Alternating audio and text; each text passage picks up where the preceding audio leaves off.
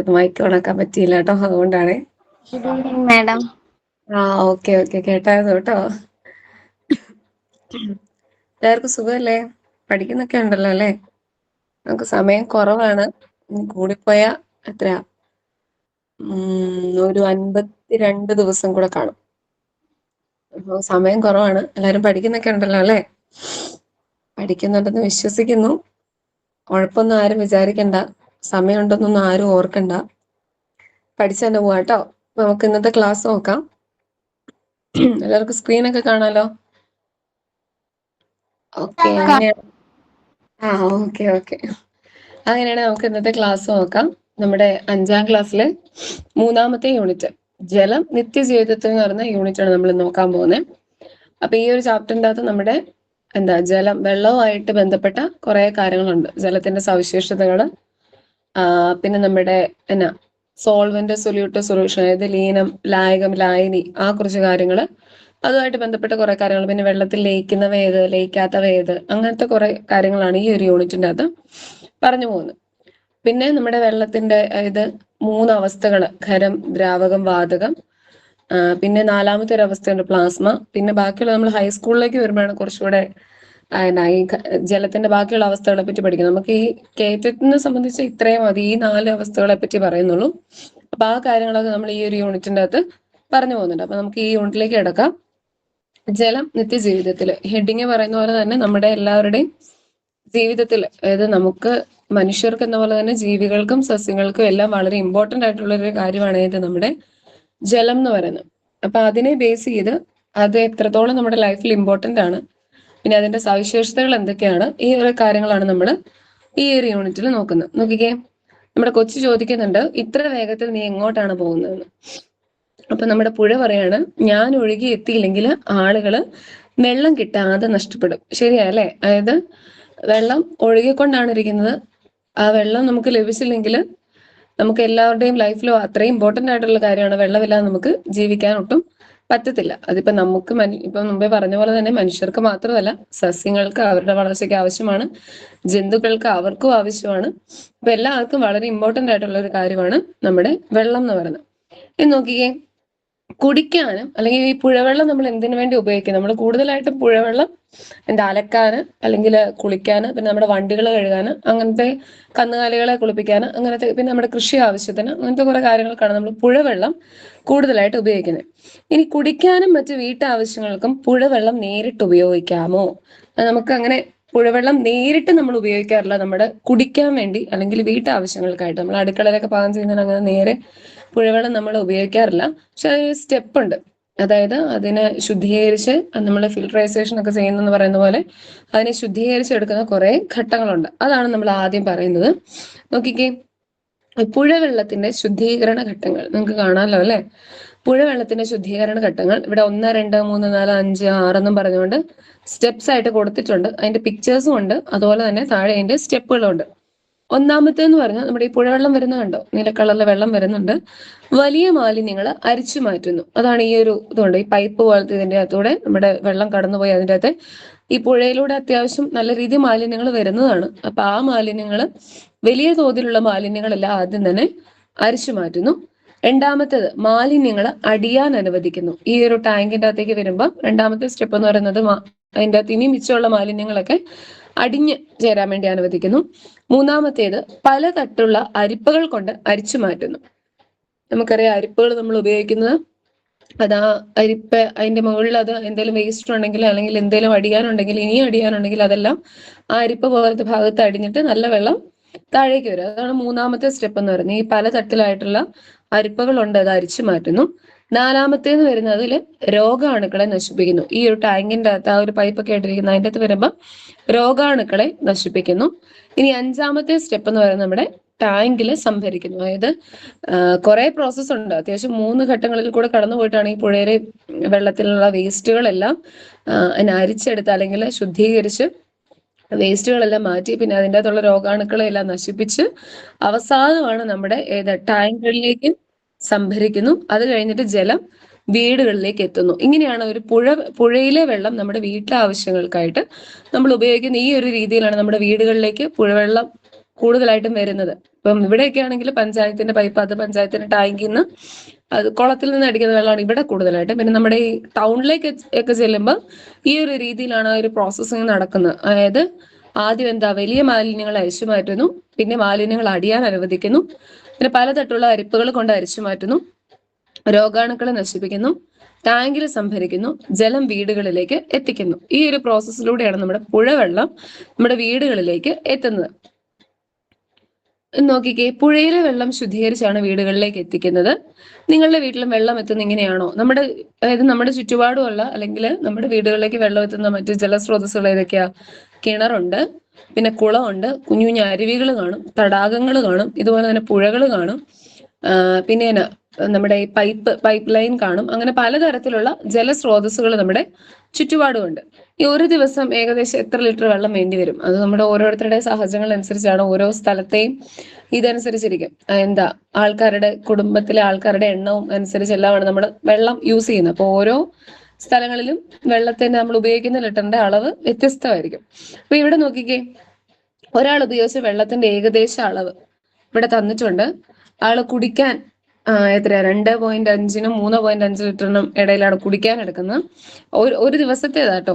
ഭക്ഷണം പാകം ചെയ്യാൻ എത്ര ഇത്, പാത്രങ്ങൾ കഴുകാൻ, കുളിക്കാന്, വസ്ത്രങ്ങൾ കഴുകാന്, ശുചീകരണത്തിന്, മറ്റാവശ്യങ്ങൾക്ക് ആകെ 121 ലിറ്റർ അല്ലെങ്കിൽ 121.5-നും അതുപോലെ 125.5-നും ഇടയിലായിട്ടാണ് ഏകദേശം ഒരു ദിവസം അയാൾ ഉപയോഗിക്കുന്ന വെള്ളത്തിന്റെ കണക്കായി തന്നിരിക്കുന്നത്. അപ്പൊ ഇവിടെ ഇപ്പുറത്തെ നമ്മുടെ ഒരു ബോട്ടിൽ 1 ലിറ്റർ എന്നൊക്കെ പറഞ്ഞു തന്നിട്ടുണ്ട്. നമുക്കറിയാം 1 ലിറ്റർ എന്ന് പറയുന്നത് എത്ര മില്ലി ലിറ്ററാ? 1 ലിറ്റർ എന്ന് പറയുന്നത് നമ്മുടെ 1000 മില്ലി ലിറ്റർ ആണ്. 1000 ml ആണ് നമ്മുടെ 1 ലിറ്റർ എന്ന് പറയുന്നത്. അപ്പം അതായത് ആളുടെ, നമുക്ക് ഓരോരുത്തർക്കും വ്യത്യസ്ത രീതിയിലാണ് നമ്മൾ വെള്ളം ഉപയോഗിക്കുന്നത് തന്നെ, അളവുകൾ വ്യത്യാസമുണ്ട്. അപ്പൊ ഏകദേശം ജസ്റ്റ് ഒരു കണക്കെന്ന രീതിയിൽ ചുമ്മാ പറഞ്ഞു എന്നുള്ളതേ ഉള്ളൂ. ആളുടെ ദിവസത്തില് ഇന്നീന കാര്യങ്ങൾക്ക്, അതായത് കുടിക്കാന്, കുളിക്കാന്, അല്ലെങ്കിൽ ഭക്ഷണം പാകം ചെയ്യാന്, വസ്ത്രങ്ങൾ അലക്കാന്, ഇനി മറ്റാവശ്യങ്ങൾക്ക് ആയിട്ട് വെള്ളം ഉപയോഗിക്കുന്നതിന്റെ ഒരു കണക്ക് പറഞ്ഞിട്ടുണ്ടെന്നേ ഉള്ളൂ. അപ്പൊ 1 ലിറ്റർ എന്ന് പറയുന്നത് എത്രയാണ്? നമ്മുടെ 1000 മില്ലി ലിറ്റർ ആണ്. ഇനി ഓരോ ദിവസവും എത്രമാത്രം വെള്ളം ആവശ്യമുണ്ടെന്ന് കണ്ടല്ലോ. ചില ഉപയോഗങ്ങൾ നമുക്ക് നിയന്ത്രിക്കാനാവും, എന്നാൽ വെള്ളം കുടിക്കാതെ നമുക്ക് ജീവിക്കാനാവില്ല. അതായത് ചിലതൊക്കെ നമുക്ക് നിയന്ത്രിക്കാം. നമ്മളിപ്പം സ്കൂളിലാണെങ്കിൽ പോലും പിള്ളേരോട് പറയും, ജലം അമൂല്യമാണ്, പാഴാക്കരുത് നമ്മൾ എപ്പോഴും പറയും. ഈ പൈപ്പ് ഓൺ ആക്കിയിട്ടിട്ട് പോകരുത്. പിന്നെ മോട്ടർ നിറയുമ്പോഴൊക്കെ നമ്മൾ പെട്ടെന്ന് ഓഫ് ചെയ്ത്, അല്ലെങ്കിൽ ഇപ്പുറത്തെ പൈപ്പ് ഓൺ ആക്കും, ബാത്റൂമിലേക്ക് വെള്ളം പിടിക്കും. ഇനി മുഖം കഴുകുമ്പോഴോ അല്ലെങ്കിൽ കുളിക്കുമ്പോഴോ ചുമ്മാ ഷവറൊക്കെ ഓൺ ആക്കി അങ്ങനെയൊന്നും ചെയ്യരുതെന്നൊക്കെ നമ്മൾ എപ്പോഴും പറയുന്നതാണ്. അപ്പം പല ആവശ്യങ്ങൾക്കും നമുക്ക് വെള്ളം നിയന്ത്രിച്ച് ഉപയോഗിക്കാവുന്നതാണ്. പക്ഷെ എന്നാൽ വെള്ളം കുടിക്കാതെ നമുക്ക് ജീവിക്കാൻ പറ്റത്തില്ല. നോക്കി, കൂടുന്ന ആവശ്യവും കുറയുന്ന ലഭ്യതയും, ജനസംഖ്യാ വർധനവും ജലമലിനീകരണത്തിന്റെ തോതിലുള്ള വർധനവും കാരണം ശുദ്ധജല ലഭ്യത കുറഞ്ഞു വരികയാണ്. ലോകത്തെ 200 കോടിയോളം മനുഷ്യർക്ക് ആവശ്യത്തിന് ശുദ്ധജലം ലഭിക്കുന്നില്ല എന്നാണ് കണക്കുകൾ സൂചിപ്പിക്കുന്നത്. ഈ സ്ഥിതി തുടർന്നാൽ വരും വർഷങ്ങളിൽ ജലക്ഷാമം കൂടുതൽ രൂക്ഷമാകുമെന്ന് കരുതപ്പെടുന്നു. ജലമലിനീകരണം മൂലമുള്ള രോഗങ്ങൾ കൊണ്ട് ലോകത്തിൽ പ്രതിവർഷം ദശലക്ഷക്കണക്കിന് ആളുകൾ മരിക്കുന്നുണ്ട്. നമ്മൾ ഇവിടെ പറയും ഇപ്പൊ അത്യാവശ്യം വെള്ളത്തിന് ബുദ്ധിമുട്ടൊന്നും ഇല്ലാതെ നമുക്ക് പോകുന്നുണ്ട്. പക്ഷെ നമ്മുടെ ഇന്ത്യയിൽ തന്നെ പല സംസ്ഥാനങ്ങളിലും ഒക്കെ ശുദ്ധജലം കിട്ടാതെ ബുദ്ധിമുട്ടുന്നവരുണ്ട്. ഇന്ത്യക്ക് പുറത്തും ബുദ്ധിമുട്ടുന്നവരുണ്ട്. അങ്ങനെ കുറെ പേരുണ്ട് ശുദ്ധജലത്തിന് വേണ്ടി. ഈ വീഡിയോസ് ഒക്കെ കാണാനുള്ളതാണ്. അവർ ക്യൂ നിൽക്കുന്നതും ഒരു ടാങ്കിൽ ഇങ്ങനെ വണ്ടിയിൽ കൊണ്ടുവരുന്നതും അവരതിനു വേണ്ടി അടി കൂടുന്നതും വെള്ളം പിടിക്കാനൊക്കെ ഓടുന്നതും, അങ്ങനെ കുറെ കാര്യങ്ങൾ നമ്മൾ ദിനം പ്രതി കാണുന്നതാണ്. ഇങ്ങനെ പറയുമായിരുന്നു, ഇനിയൊരു യുദ്ധം ഉണ്ടാകില്ല, അത് വെള്ളത്തിന് വേണ്ടിയാണ് യുദ്ധം ഉണ്ടാകുന്നതെന്ന് പറയുന്നത്. അപ്പൊ അതുപോലെ ഇപ്പൊ ഈ ഹെഡിങ് പറയുന്ന പോലെ തന്നെ കൂടുന്ന ആവശ്യമാണ്. കാരണം നമുക്ക് വെള്ളമില്ലാതെ ജീവിക്കാൻ പറ്റത്തില്ല. നമുക്ക് ഒരു ദിവസം തന്നെ നമ്മൾ ഇത്ര ലിറ്റർ 8 ലിറ്റർ വെള്ളമൊക്കെ കുടിക്കണമെന്ന് പറയും. നമ്മൾ അത്രയും കുടിച്ചില്ലേ പോലും നമുക്ക് ഭയങ്കര ദാഹമുള്ളതാണ്. അപ്പൊ നമ്മൾ വെള്ളം കുടിക്കുന്നുണ്ട്, അല്ലെങ്കിൽ ഭക്ഷണത്തിനോടൊപ്പം വെള്ളം കുടിക്കുന്നത്, പിന്നെ മറ്റാവശ്യങ്ങൾക്ക് നമ്മൾ വെള്ളം ഉപയോഗിക്കുന്നത്.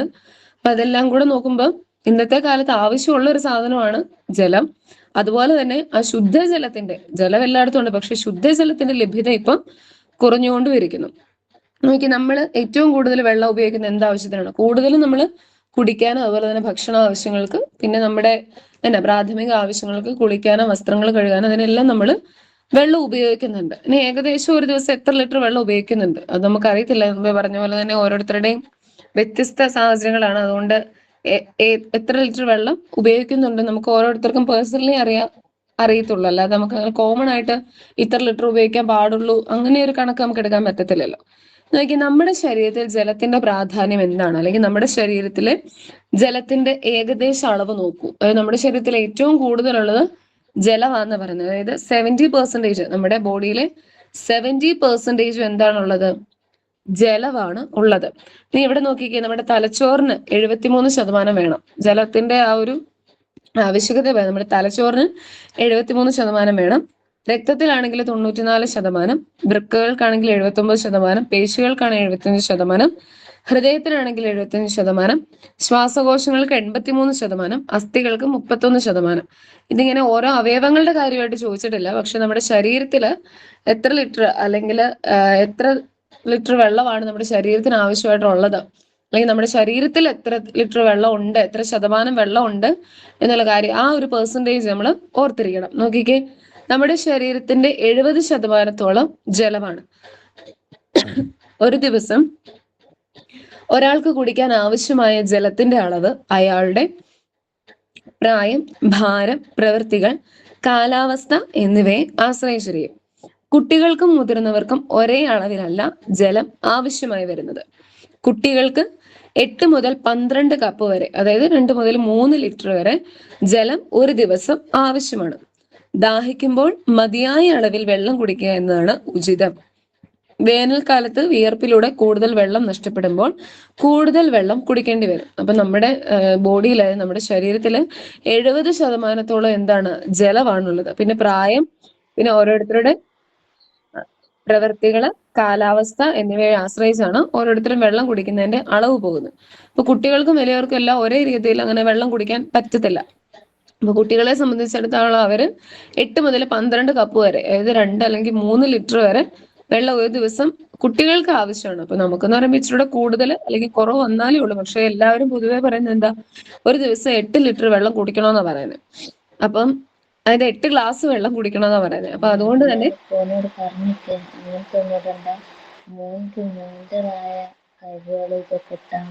ഹലോ, ആരെങ്കിലും മൈക്ക് ഓൺ ആയിട്ടുണ്ടോ? ഫോൺ തമ്മിൽ സംസാരിക്കുന്നേരം മോനെ വീഡിയോ എടുക്കരുത്.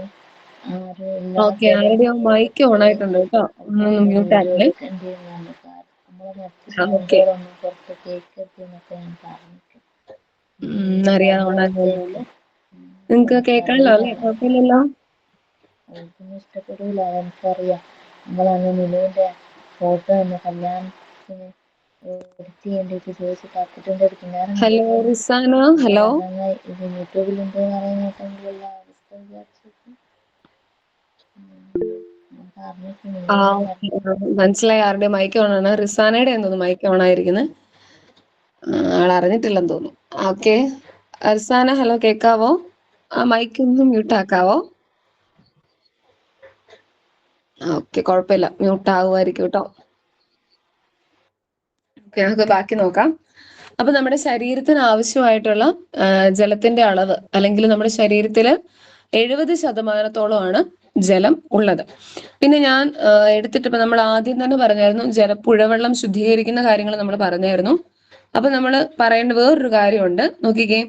അതായത് റിവേഴ്സ് ഓസ്മോസിസ്, അതായത് കടലിലെ വെള്ളം ശുദ്ധീകരിച്ച് നമ്മുടെ നമുക്ക് കുടിവെള്ളമായിട്ട് ഉപയോഗിക്കാൻ പറ്റുന്ന ആ ഒരു രീതിയാണ്, അല്ലെങ്കിൽ ആ ഒരു മാർഗമാണ് നമ്മൾ റിവേഴ്സ് ഓസ്മോസിസ് എന്ന് പറയുന്നത്. അത് ഓർത്തിരിക്കേണ്ട ഒരു കാര്യമാണ്. കടൽ വെള്ളത്തെ ശുദ്ധീകരിച്ച് കുടിവെള്ളമാക്കി മാറ്റുന്ന പ്രക്രിയയാണ് ഏത്, നമ്മുടെ റിവേഴ്സ് ഓസ്മോസിസ്. നമുക്കറിയാം കടൽ വെള്ളം കുടിക്കാൻ പറ്റത്തില്ല, കാരണം അതിന്റെ അകത്ത് ഉപ്പ് രസമാണ്, നമുക്ക് ആ വെള്ളം കുടിക്കാൻ പറ്റത്തില്ല. അപ്പൊ അതുകൊണ്ട് ഈ കടൽ വെള്ളം ശുദ്ധീകരിച്ച് ശുദ്ധജലമായിട്ട് ഉപയോഗിക്കുന്നതിനുള്ള മാർഗമാണ് എന്ത്, റിവേഴ്സ് ഓസ്മോസിസ്. അപ്പൊ റിവേഴ്സ് ഓസ്മോസിസ് എന്നുള്ള പേര് കേട്ടാൽ ഓർക്കുക, അത് എന്തിനു വേണ്ടിയുള്ളതാണ്, നമ്മുടെ കടൽ ജലത്തെ, അതായത് കടൽ വെള്ളത്തെ ശുദ്ധീകരിച്ച് കുടിവെള്ളമായിട്ട് ഉണ്ടാക്കാനുള്ള ഒരു മാർഗമാണ് ഏത്, റിവേഴ്സ് ഓസ്മോസിസ്. ഇത് വിവിധ ഘട്ടങ്ങളുള്ള ഒരു പ്രവർത്തനമാണ്. ലയിച്ചു ചേർന്ന ലവണങ്ങൾ ഒഴിച്ചുള്ള മാലിന്യങ്ങളെ നീക്കം ചെയ്യലാണ് ആദ്യഘട്ടം. പിന്നീട് മർദ്ദം ഉപയോഗിച്ച് ഉപ്പ് വെള്ളത്തെ ഒരു അർദ്ധധാരി സ്ഥലത്തിലൂടെ കടത്തിവിട്ട് ലവണങ്ങളെ വേർതിരിക്കുന്നു. ഇങ്ങനെ ലഭിക്കുന്ന ശുദ്ധജലത്തിൽ ലവണങ്ങൾ, ഹെവി മെറ്റൽ, സൂക്ഷ്മജീവികൾ എന്നിവ ഉണ്ടാകില്ല. ഇതിന്റെ pH ക്രമീകരിച്ച ശേഷം കുടിവെള്ളമായിട്ട് ഉപയോഗിക്കുന്നു. അപ്പൊ നമ്മൾ മുമ്പേ കണ്ട ആ പുഴവെള്ളത്തിന്റെ അതേ രീതിയിലുള്ള അതേ രീതി എന്ന് പറയത്തില്ല, അതേ എന്നാ ഫിൽട്രൈസേഷൻ പോലെ ഓരോ ഘട്ടങ്ങളായിട്ടുണ്ട്. ആദ്യം മാലിന്യങ്ങളെ വേർതിരിക്കുന്നു, പിന്നെ ഓരോ തരത്തിലുള്ള പ്രോസസ്സ് ഉണ്ട്. മർദ്ദം ഉപയോഗിച്ച് അതിൻ്റെ അകത്തെ അഡ്ജസ്റ്റ് ചെയ്ത് പോകുന്നുണ്ട്. അതായത് വെള്ളത്തിന്റെ ലെവൽ, അതിന്റെ പി എച്ച് മൂല്യം, അങ്ങനെ അങ്ങനെ ഓരോ കാര്യങ്ങൾ നോക്കിയാണ് നമ്മുടെ അവസാനം കുടിവെള്ളമായിട്ട് ആ ഉപ്പ് രുചിയുള്ള വെള്ളത്തെ വേറെ രുചികളൊന്നും ഇല്ലാതെ, വേറെ അണുക്കളൊന്നും ഇല്ലാതെ നമുക്ക് കുടിക്കാൻ പറ്റുന്ന ശുദ്ധജലമായിട്ട് മാറുന്നു. അതായത് കടൽ വെള്ളത്തെ അതിനെ ശുദ്ധീകരിച്ച് കുടിവെള്ളമാക്കി മാറ്റുന്ന ആ ഒരു പ്രോസസ്സാണ് ഇത് നമ്മുടെ റിവേഴ്സ് ഓസ്മോസിസ്. അത് നടക്കുന്ന ആ ഒരു എന്താ മെഷീൻ പോലത്തെ ആ ഒരു ഇതാണ് അതിന്റെ ഒരു പിക്ചർ എന്നുള്ള രീതിയിൽ പറഞ്ഞിട്ടേ ഉള്ളൂ. അപ്പൊ റിവേഴ്സ് ഓസ്മോസിസ് ഓർത്തിരിക്കുക.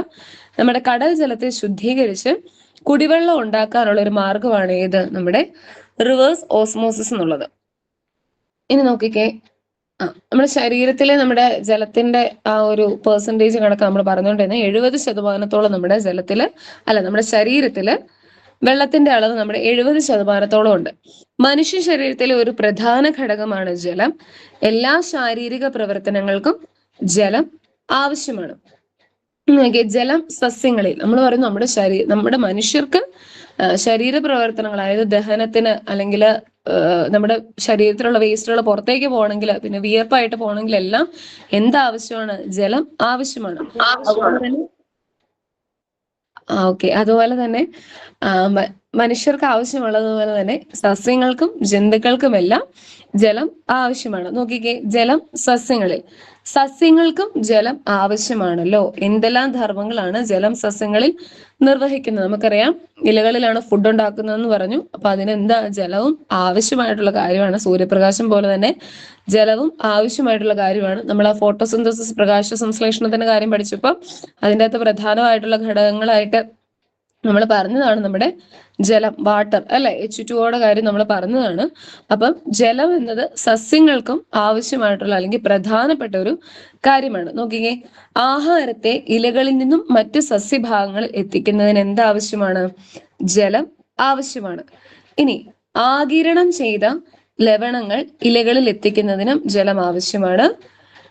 പ്രകാശ സംശ്ലേഷണത്തിന്, സസ്യ ശരീരത്തിന്റെ ഘടന നിലനിർത്തുന്നതിന്, ഈ 4 കാര്യങ്ങൾക്ക് സസ്യങ്ങളെ സംബന്ധിച്ചിടത്തോളം ജലം വളരെ ഇമ്പോർട്ടന്റ് ആണ്. കാരണം പ്രകാശ സംശ്ലേഷണത്തിന് ജലം ആവശ്യമാണ്. സസ്യ ശരീരത്തിന്റെ ഘടന നിലനിർത്തുന്നതിന്, ആഹാരത്തെ ഇലകളിൽ നിന്നും മറ്റ് സസ്യഭാഗങ്ങളിൽ എത്തിക്കുന്നതിന്, ആഗിരണം ചെയ്ത ലവണങ്ങൾ ഇലകളിൽ എത്തിക്കുന്നതിന് എല്ലാം ആര് വേണം? നമ്മുടെ ജലം അത്രയും ഇമ്പോർട്ടന്റ് ആയ കാര്യമാണ്.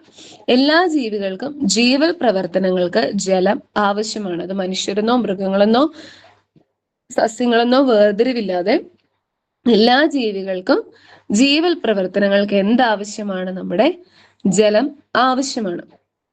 നോക്കിക്കേ, നിറവും മണവും. ഇപ്പൊ ഓർത്തപ്പോ തന്നെ പറയാണ്, നമ്മുടെ ജലദിനം, നമ്മൾ ലോക ജലദിനമായിട്ട് ആഘോഷിക്കുന്ന എന്നാ? മാർച്ച് 22 കേട്ടോ. അത് നമ്മൾ വനജയുടെ കാലക്ഷയം എന്ന് പറഞ്ഞുകൊണ്ട് വനദിനം, ജലദിനം, കാലാവസ്ഥാ ദിനം, പിന്നെ നമ്മുടെ കുഷ്ഠരോഗ നിർമ്മാർജ്ജന ദിനം എന്ന് പറയുന്ന 4 ഡേറ്റുകൾ ഒരുമിച്ച് പഠിക്കത്തില്ലേ? March 21, March 22, 23, 24. അപ്പൊ അതിലെ മാർച്ച് 22 എന്ത്? ലോക ജലദിനമായിട്ട് നമ്മൾ ആഘോഷിക്കുന്നത്. അപ്പൊ അത് ഓർത്തിരിക്കണം കേട്ടോ. മാർച്ച് 22 ലോക ജലദിനമായിട്ട് ആഘോഷിക്കുന്നത്. ഇനി ഇവിടെ സൈഡിൽ എഴുതിയിട്ടുണ്ട് മാർച്ച് 22 ലോക ജലദിനം. ഇനി നോക്കി, നിറവും ആകൃതിയും. ഇനി നമ്മൾ ജലത്തിന്റെ സവിശേഷതകളിലേക്ക് കടക്കുക. നമ്മുടെ ജലത്തിന് കുറെ സവിശേഷതകളുണ്ട്. ഇനി നമ്മൾ അതിലേക്കാണ് പോകുന്നത്. നിറവും ആകൃതിയും. നിറവും മണവുമില്ല, അപ്പോൾ ഇത് ശുദ്ധജലമായിരിക്കും. നമ്മുടെ ആ കൊച്ചു പറയാണ്, നിറവും മണമൊന്നുമില്ല, അപ്പൊ ഇത് ശുദ്ധജലമായിരിക്കും. നമുക്ക് നോക്കാം ആ നിറവും മണമൊന്നും ഇല്ലാത്ത സാധനം തന്നെയാണോ ശുദ്ധജലം എന്നുള്ളത്. ഇനി ഇവിടെ ജലപരിശോധന റിപ്പോർട്ടിലെ ചില വിവരങ്ങളാണ്. ആ വെള്ളം പരിശോധിച്ചപ്പോൾ അതിന് നിറമൊന്നുമില്ല, മണവും ഇല്ല, ബാക്ടീരിയ ഉണ്ട്. അപ്പൊ അത് ശുദ്ധജലമായിട്ട് നമുക്ക് കൂട്ടാൻ പറ്റുമോ? അതിൻ്റെ അകത്ത് ബാക്ടീരിയാസ് ഉണ്ട്, അതുപോലെ നിറമില്ല, മണവും ഇല്ല. വെള്ളമാണോ എന്ന് ചോദിച്ച സംഭവം വെള്ളമാണ്, പക്ഷെ അതിൻ്റെ അകത്ത് എന്തുകൂടെ ഉണ്ട്? ബാക്ടീരിയ ഉണ്ട്. അപ്പൊ അതിലെ രോഗാണുക്കൾ പൂർണ്ണമായിട്ടും നശിച്ചിട്ടില്ല. അപ്പം പിന്നെ നമ്മൾ ഈ ഹാർപ്പിക്കിന്റെ ഒക്കെ പരസ്യം കാണുമ്പോൾ അതിൻ്റെ അവസാനം 99.9% രോഗാണുക്കളെ നശിപ്പിക്കുന്നു എന്നൊക്കെ പറയുന്ന പോലെ നമ്മുടെ ഈ ശുദ്ധജലം ഫിൽട്ടർ ചെയ്ത് വരുമ്പോൾ നമുക്ക് 100% അത് ശുദ്ധജലമാണെന്ന് അങ്ങനെ പറയാനും പറ്റത്തില്ല. അവിടെ ഇവിടെയൊക്കെ ഒരു ചെറുതായിട്ടെങ്കിലും സംഭവം കൂടുതലും കാണാറുണ്ട്. പക്ഷെ എന്നാലും 100% പ്യുവർ എന്ന രീതിയിൽ വരുന്ന, അതായത് അത്രയും ശുദ്ധജലമായിട്ട് വരുന്നതും ഉണ്ട്. പക്ഷെ എന്നാലും ഒരു 0.1% ഇച്ചിരി ബാക്ടീരിയ അതൊക്കെ കാണാറുമുണ്ട്. അപ്പൊ ഇതാണ് ശുദ്ധജലത്തിന്റെ ആ ഒരു റിപ്പോർട്ട് എടുത്തപ്പോൾ നിറവും ഇല്ല മണവും ഇല്ല, പക്ഷെ അവിടെ ഇവിടെയൊക്കെ കുറച്ച് ബാക്ടീരിയാസ് ഉണ്ട്. അപ്പം എന്താ ജലത്തിന്റെ ഒരു സവിശേഷത എന്ന് പറഞ്ഞാൽ അതിന് നിറവില്ല മണവും ഇല്ല അല്ലെ. ജലത്തിന്റെ ഏറ്റവും വലിയ എന്തെങ്കിലും നിറമുണ്ടോ? നമ്മൾ സത്യം പറഞ്ഞ വെള്ളത്തിന് എന്തെങ്കിലും നിറമുണ്ടോ? നമ്മൾ അതിൻ്റെ അകത്തൊരു റെഡ് കളർ പെയിന്റ് ഒഴിച്ചാല്, അല്ലെങ്കിൽ ഇപ്പം നമ്മൾ ഈ ടാങ്ക് കലക്കുക എന്നൊക്കെ, നമ്മൾ ടാങ്ക് കലക്കുമല്ലോ, ടാങ്ക് ഓറഞ്ചിന്റെ ഫ്ലേവർ അല്ലെങ്കിൽ എന്താ ഗ്രേപ്സിന്റെ ഒക്കെ ഫ്ലേവർ നമ്മൾ കലക്കുമ്പോൾ ആ ഒരു കളർ വരും. അപ്പോഴാണ് സത്യം പറഞ്ഞാൽ ആ വെള്ളത്തിന് ആ ഒരു കളർ വരുന്നത്. അല്ല നമ്മുടെ വെള്ളത്തിന് എന്തെങ്കിലും കളർ ഉണ്ടോ? നമുക്കൊരു വെള്ളാന്ന് പോലും പറയത്തില്ല നമ്മുടെ വെള്ളത്തിന്റെ കളർ എന്ന് പറയാൻ. അപ്പം ജലത്തിന്റെ ഒരു സവിശേഷതയാണ് അതിന് നിറവില്ല. പിന്നെ അതുപോലെ എന്തെങ്കിലും മണമുണ്ടോ? മണവും ഇല്ല. അപ്പൊ ഈ രണ്ട് സവിശേഷതകൾ ഓർത്തിരിക്കണം. ജലത്തിന്റെ സവിശേഷതകളിൽ പ്രധാനപ്പെട്ടതാണ് അതിന് നിറവുമില്ല മണവുമില്ല. ഇനി അടുത്തതാണ് ജലത്തിന്റെ ആകൃതി. ജലത്തിന് എന്തെങ്കിലും ആകൃതി ഉള്ളതായിട്ട് നമുക്കറിയാവോ? നമ്മൾ പറയും ഇപ്പൊ പിള്ളേരുടെ കൊടുത്താൽ ഇപ്പൊ ഒരു പാത്രത്തിന്റെ അകത്ത് റൗണ്ടിലായിട്ടിരിക്കുന്ന പാത്രത്തിനകത്ത് ഇച്ചിരി വെള്ളം കൊടുത്തിട്ട് പിള്ളേരോട് ചോദിക്കുകയാണ് ഇതിന് എന്തെങ്കിലും ഷേപ്പ് ഉണ്ടോ എന്ന് ചോദിച്ചാൽ അവർ പറയും റൗണ്ടിലാണ് ഇരിക്കുന്നതെന്ന് പറയും. അത് എന്തുകൊണ്ടാണ് റൗണ്ടിലാണ് ഇരിക്കുന്നതെന്ന് പറയാൻ കാരണം ആ ഒരു പാത്രത്തിന്റെ ആകൃതി റൗണ്ട് ആണ്. അപ്പൊ അതിന് പകരം ഒരു സ്ക്വയർ ഷേപ്പിലുള്ളത്, അല്ലെങ്കിൽ കുറച്ചുകൂടെ കുഴിഞ്ഞിരിക്കുന്നതിൻ്റെ അകത്ത്, അല്ലെങ്കിൽ ഇതുപോലെ ഈ എന്താ പോട്ട് ടൈപ്പിൽ, നമ്മുടെ ഈ ഫ്ലവർ വാസ് ടൈപ്പിൽ, ആ ഒരു ടൈപ്പിൽ അതിൻ്റെ അകത്തോട്ട് ഇച്ചിരി വെള്ളം ഒഴിച്ചിരുന്നാലും ആ ഒരു ഷേപ്പിലാണ് നമ്മുടെ വെള്ളം കാണുന്നത്. അപ്പൊ ജലത്തിന് ആകൃതി ഉണ്ടോ നോക്കിയ, പല ആകൃതിയിലുള്ള പാത്രങ്ങളിൽ വെള്ളം എടുക്കൂ. ഇതിൻ്റെ അകത്തെല്ലാം നമ്മളിപ്പം വെള്ളം എടുത്താൽ ഈ ഒരു ഗ്ലാസിന്റെ അകത്ത് നമ്മൾ വെള്ളം എടുത്തു കഴിഞ്ഞാൽ ഈ ഗ്ലാസിന്റെ ഷേപ്പിലേ ഇരിക്കുള്ളൂ. ഇനി ഈ ഒരു എന്താ കുപ്പിക്കകത്ത് വെള്ളം എടുത്തു കഴിഞ്ഞാൽ ഇങ്ങനെ ഈ ഒരു ഷേപ്പിലിരിക്കും.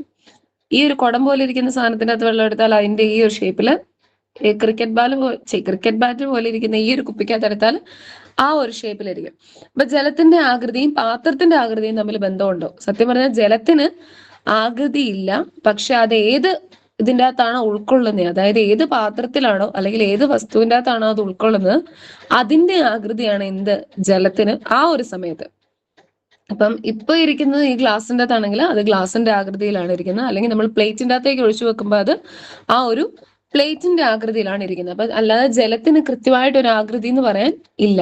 അപ്പൊ ജലത്തിന് ആകൃതി ഇല്ല. അത് ഏത് സ്ഥലത്താണോ ഉൾക്കൊള്ളിച്ചിരിക്കുന്നത്, അതായത് ഏത് പാത്രത്തിലാണോ അല്ലെങ്കിൽ ഏത് കുപ്പിക്കകത്താണോ അല്ലെങ്കിൽ കുഞ്ഞ് അടപ്പിന്റെ അകത്താണോ സ്പൂണിന്റെ അകത്താണോ എവിടെയാണോ ആ വെള്ളം ഇരിക്കുന്നത്, അപ്പോൾ ലഭിക്കുന്നതാണ് എന്ത് അതിന്റെ ആകൃതി എന്ന് പറയുന്നത്. അത് ഉൾക്കൊള്ളിച്ചിരിക്കുന്ന ആ പാത്രത്തിന്റെ ആകൃതിയാണ് ആ ജലത്തിന് അപ്പോൾ ലഭിക്കുന്നത്. അപ്പം ജലത്തിന് നിറവില്ല മണവില്ല അതുപോലെ തന്നെ ആകൃതിയില്ല. ഇനി നോക്കിക്കേ, വേറൊരു സവിശേഷതയാണ് നമ്മുടെ മുങ്ങുന്നവയും മുങ്ങാത്തവയും. ഇതിൽ കുറച്ച് പിള്ളേരെടുത്തിട്ട് കുറെ സാധനങ്ങൾ, ഇത് നോക്കി, വെള്ളത്തിൽ പൊങ്ങിക്കിടക്കുന്ന കടലാസ് തോണി കണ്ടല്ലോ, നമ്മളാണെങ്കിലും ബോട്ട് ഉണ്ടാക്കി വെള്ളത്തിൽ കൂടെ ഒഴുക്കി വിടാറുള്ളതാണ്. അപ്പൊ അത് വെള്ളത്തിന്റെ മുകളിൽ കൂടെയാണ് നിൽക്കുന്നത്. ഇനി താഴെ നൽകിയ വസ്തുക്കൾ ഏതെല്ലാമാണ് വെള്ളത്തിൽ പൊങ്ങിക്കിടക്കാം? നിങ്ങളുടെ ഒരു ഊഹമൊക്കെ പറയാൻ പറഞ്ഞിട്ടുണ്ട്. നമ്മളാണെങ്കിലും വെള്ളത്തിൽ ചുമ്മാ പോയി ഇടാറുള്ളതാണ്, അല്ലെങ്കിൽ പിള്ളേരൊക്കെ ഉള്ള സമയത്ത് പിള്ളേർ കളിക്കുമ്പോഴാണേലും ചുമ്മാ ബക്കറ്റിലൊക്കെ കൊണ്ടുപോയി കുഞ്ഞു കുഞ്ഞു സാധനങ്ങളൊക്കെ ഇടാറുള്ളതാണ്. കല്ലാണെങ്കിൽ നമുക്കറിയാം നമ്മൾ ഇടുന്നതനുസരിച്ച് അത് താന്നു പോകും. ബലൂൺ ആണെങ്കിലോ അത് പൊങ്ങിക്കിടക്കും. ബലൂണ് ലൈറ്റ് വെയിറ്റ് ആയിട്ടുള്ള സാധനമാണ്, അത് പൊങ്ങിക്കിടക്കും. നാണയമാണെങ്കിൽ താന്നു പോവും.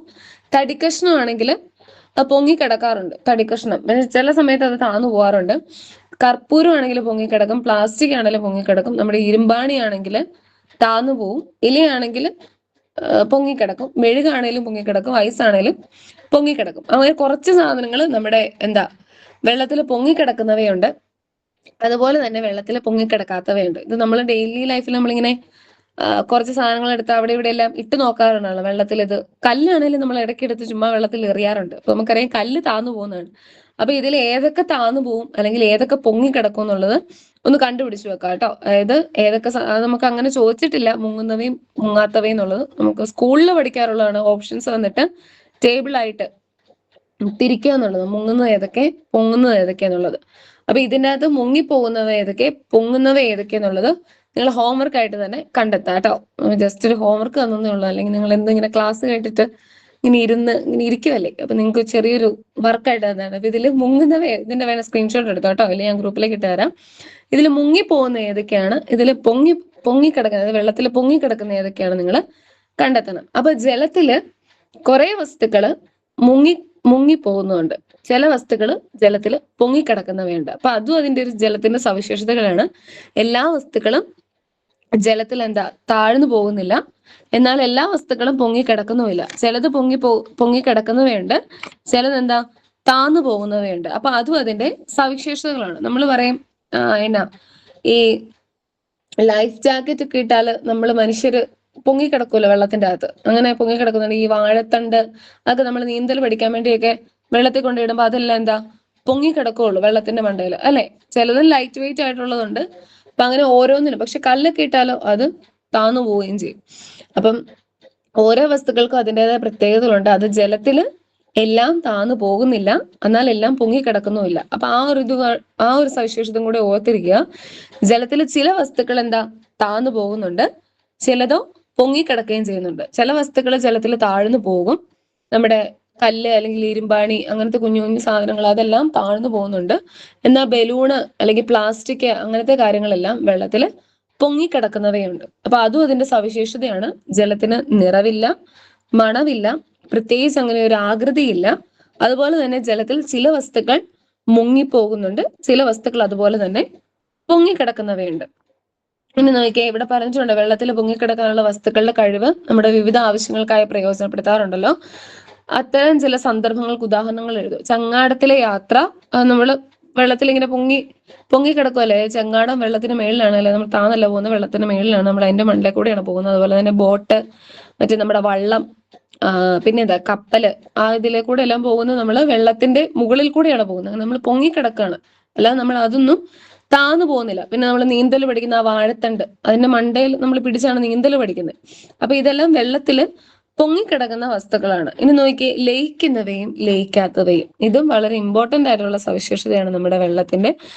ജലത്തില് ലയിക്കുന്ന വസ്തുക്കളുണ്ട്. അതായത് ജലത്തിന് കുറെ കാര്യങ്ങളെ ലയിപ്പിക്കാൻ കഴിയും. അതുപോലെ തന്നെ ജലത്തിൽ ലയിക്കാത്തവയുണ്ട്. നോക്കിക്കേ, അവള് പറയാണ്, ചേട്ടാ എനിക്ക് നാരങ്ങ വെള്ളം ഉണ്ടാക്കി തരാമെന്ന് ചോദിച്ചു. അപ്പൊ ചേട്ടായി പറഞ്ഞു, ഞാൻ ഉണ്ടാക്കി തരാം. നോക്കിയേ, വെള്ളത്തിലേക്ക് നാരങ്ങ പിഴിഞ്ഞ് പഞ്ചസാര ഇട്ട് ഇളക്കുക, നാരങ്ങ വെള്ളം റെഡിയാണ്. അപ്പൊ ചേട്ടായി പറയുന്നുണ്ട്, വെള്ളത്തിലേക്ക് നാരങ്ങ പിഴിഞ്ഞിട്ട് പഞ്ചസാര ഇട്ട് ഇളക്കുക, നാരങ്ങ വെള്ളം റെഡിയാണ്. അപ്പൊ അതേ ചേട്ടായി നാരങ്ങ വെള്ളമൊക്കെ ഉണ്ടാക്കി കൊടുത്തു. ചേട്ടായി പറയുകയും ചെയ്തു പഞ്ചസാര ഇട്ട് ഇളക്കിയാൽ മതിയെന്ന്. അപ്പൊ അവള് ചോദിക്കുന്നുണ്ട്, ദേ പഞ്ചസാര കാണുന്നില്ല, പഞ്ചസാര എവിടെ പോയി? പിന്നെ ചേട്ടായി പറയുന്നുണ്ട്, പഞ്ചസാര വെള്ളത്തിൽ ലയിച്ചു ചേർന്നുകൊണ്ടാണ് കാണാൻ കഴിയാത്തത്. അപ്പൊ പഞ്ചസാര എവിടെ പോയി? വെള്ളത്തിന്റെ അകത്ത് ലയിച്ചു ചേർന്നു, അതുകൊണ്ടാണ് എന്ത് കാണാൻ കഴിയാത്തത്. അപ്പൊ വെള്ളത്തില് ലയിച്ചു ചേരുന്ന കുറെ കാര്യങ്ങളുണ്ട്. അപ്പൊ ഒരു ഉദാഹരണം കിട്ടിയില്ലേ? പഞ്ചസാര എന്താ വെള്ളത്തില് ലയിച്ച് ചേരുന്നുണ്ട്. അത് നമ്മൾ ഇളക്കി, പഞ്ചസാര ഇട്ടിട്ട് ചുമ്മാ ഇട്ടേക്കുമല്ലായിരുന്നു, അത് നന്നായിട്ട് ഇളക്കി. അതുപോലെ തന്നെ നാരങ്ങ പിഴിഞ്ഞൊഴിച്ചു. അങ്ങനെ നമ്മുടെ പഞ്ചസാര വെള്ളത്തിൽ ലയിച്ചു ചേർന്നു. അങ്ങനെ നമുക്ക് മധുരം, അല്ലെ? നമ്മുടെ നാരങ്ങ വെള്ളം ഉണ്ടാക്കി കഴിയുമ്പോൾ മധുരം, അതുപോലെ തന്നെ ഉപ്പിട്ട് കഴിഞ്ഞാൽ ഉപ്പും വെള്ളത്തിൽ ലയിച്ചു ചേരുന്നുണ്ട്. ഇനി നോക്കിയാൽ ഏതെല്ലാം വസ്തുക്കളാണ് വെള്ളത്തിൽ ലയിക്കുക അല്ലെങ്കിൽ ലയിക്കാത്തവ? ഇത് വളരെ ഇമ്പോർട്ടന്റ് ആണ് കേട്ടോ. അത് ചിലപ്പോൾ ഓപ്ഷൻസ് നമുക്ക് ചോദിക്കാം, ഇതിലെ വെള്ളത്തിൽ ലയിക്കുന്നവ ലയിക്കാത്തവ ഏതാന്നൊക്കെ ഉള്ളത്. നോക്കിക്കേ, പഞ്ചസാര, ഉപ്പ്, വിനാഗിരി, അപ്പക്കാരം, സോപ്പ് പൊടി, മണ്ണെണ്ണ, വെളിച്ചെണ്ണ, മെഴുക്, കർപ്പൂരം, തുരിശ്, പൊട്ടാസ്യം പെർമാംഗനേറ്റ്. ഇതിൽ ഏതൊക്കെയാണ് നമ്മുടെ ജലത്തിൽ ലയിക്കുന്നവ, അല്ലെങ്കിൽ ഏതൊക്കെയാണ് നമ്മുടെ ജലത്തിൽ ലയിക്കാത്തവ എന്ന് നമുക്ക് നോക്കാം കേട്ടോ. നോക്കിയേ, ജലത്തിൽ ലയിക്കുന്നവ, നമ്മുടെ പഞ്ചസാര ലയിക്കും. നമ്മളിപ്പോ നാരങ്ങ വെള്ളം ഉണ്ടാക്കിയപ്പോ നമ്മൾ പഠിച്ചില്ലേ, പഞ്ചസാര വെള്ളത്തിൽ ലയിക്കും. അതുപോലെ തന്നെ ഉപ്പ്, അത് നമ്മൾ നമ്മുടെ ഡെയിലി ലൈഫിൽ ഉപ്പിട്ട കഞ്ഞിവെള്ളം കുടിക്കുമ്പോഴായിക്കോട്ടെ, നമ്മൾ കഞ്ഞിക്കകത്ത് ഉപ്പിടുമ്പോൾ ആയിക്കോട്ടെ, അതെല്ലാം എന്താ വെള്ളത്തില് നമ്മൾ കറിക്കകത്ത് ഉപ്പിടുമ്പോഴാണെങ്കിൽ പോലും അതിങ്ങനെ പൊങ്ങിയൊന്നും കിടക്കുന്നില്ലല്ലോ, ഇളക്കി കഴിയുമ്പോൾ അത് അതിൻ്റെ അകത്ത് ലയിച്ച് ചേരുക. അപ്പൊ ഉപ്പ് ലയിക്കുന്നതാണ്. പിന്നെ വിനാഗിരി, അപ്പക്കാരം, സോപ്പ് പൊടി, തുരിശ്, പൊട്ടാസ്യം പെർമാംഗനേറ്റ്, ഇതെല്ലാം എന്താ ജലത്തിൽ ലയിക്കുന്ന വസ്തുക്കളാണ്. ഇനി ജലത്തിൽ ലയിക്കാത്തവയോ? മണ്ണെണ്ണ, വെളിച്ചെണ്ണ, മെഴുക്, കർപ്പൂരം. നമുക്കറിയാം മണ്ണെണ്ണക്ക് ഇങ്ങനെ എന്താ വെള്ളത്തിൽ ഇങ്ങനെ പൊങ്ങിക്കിടക്കും. അതാ നമ്മൾ ഒഴിച്ച ആ ഒരു ഡിസൈൻ പോലെ തന്നെ ആ പാടായിട്ട് ഇങ്ങനെ വെളിച്ചെണ്ണയൊക്കെ പൊങ്ങിക്കിടക്കുന്നതാണ്.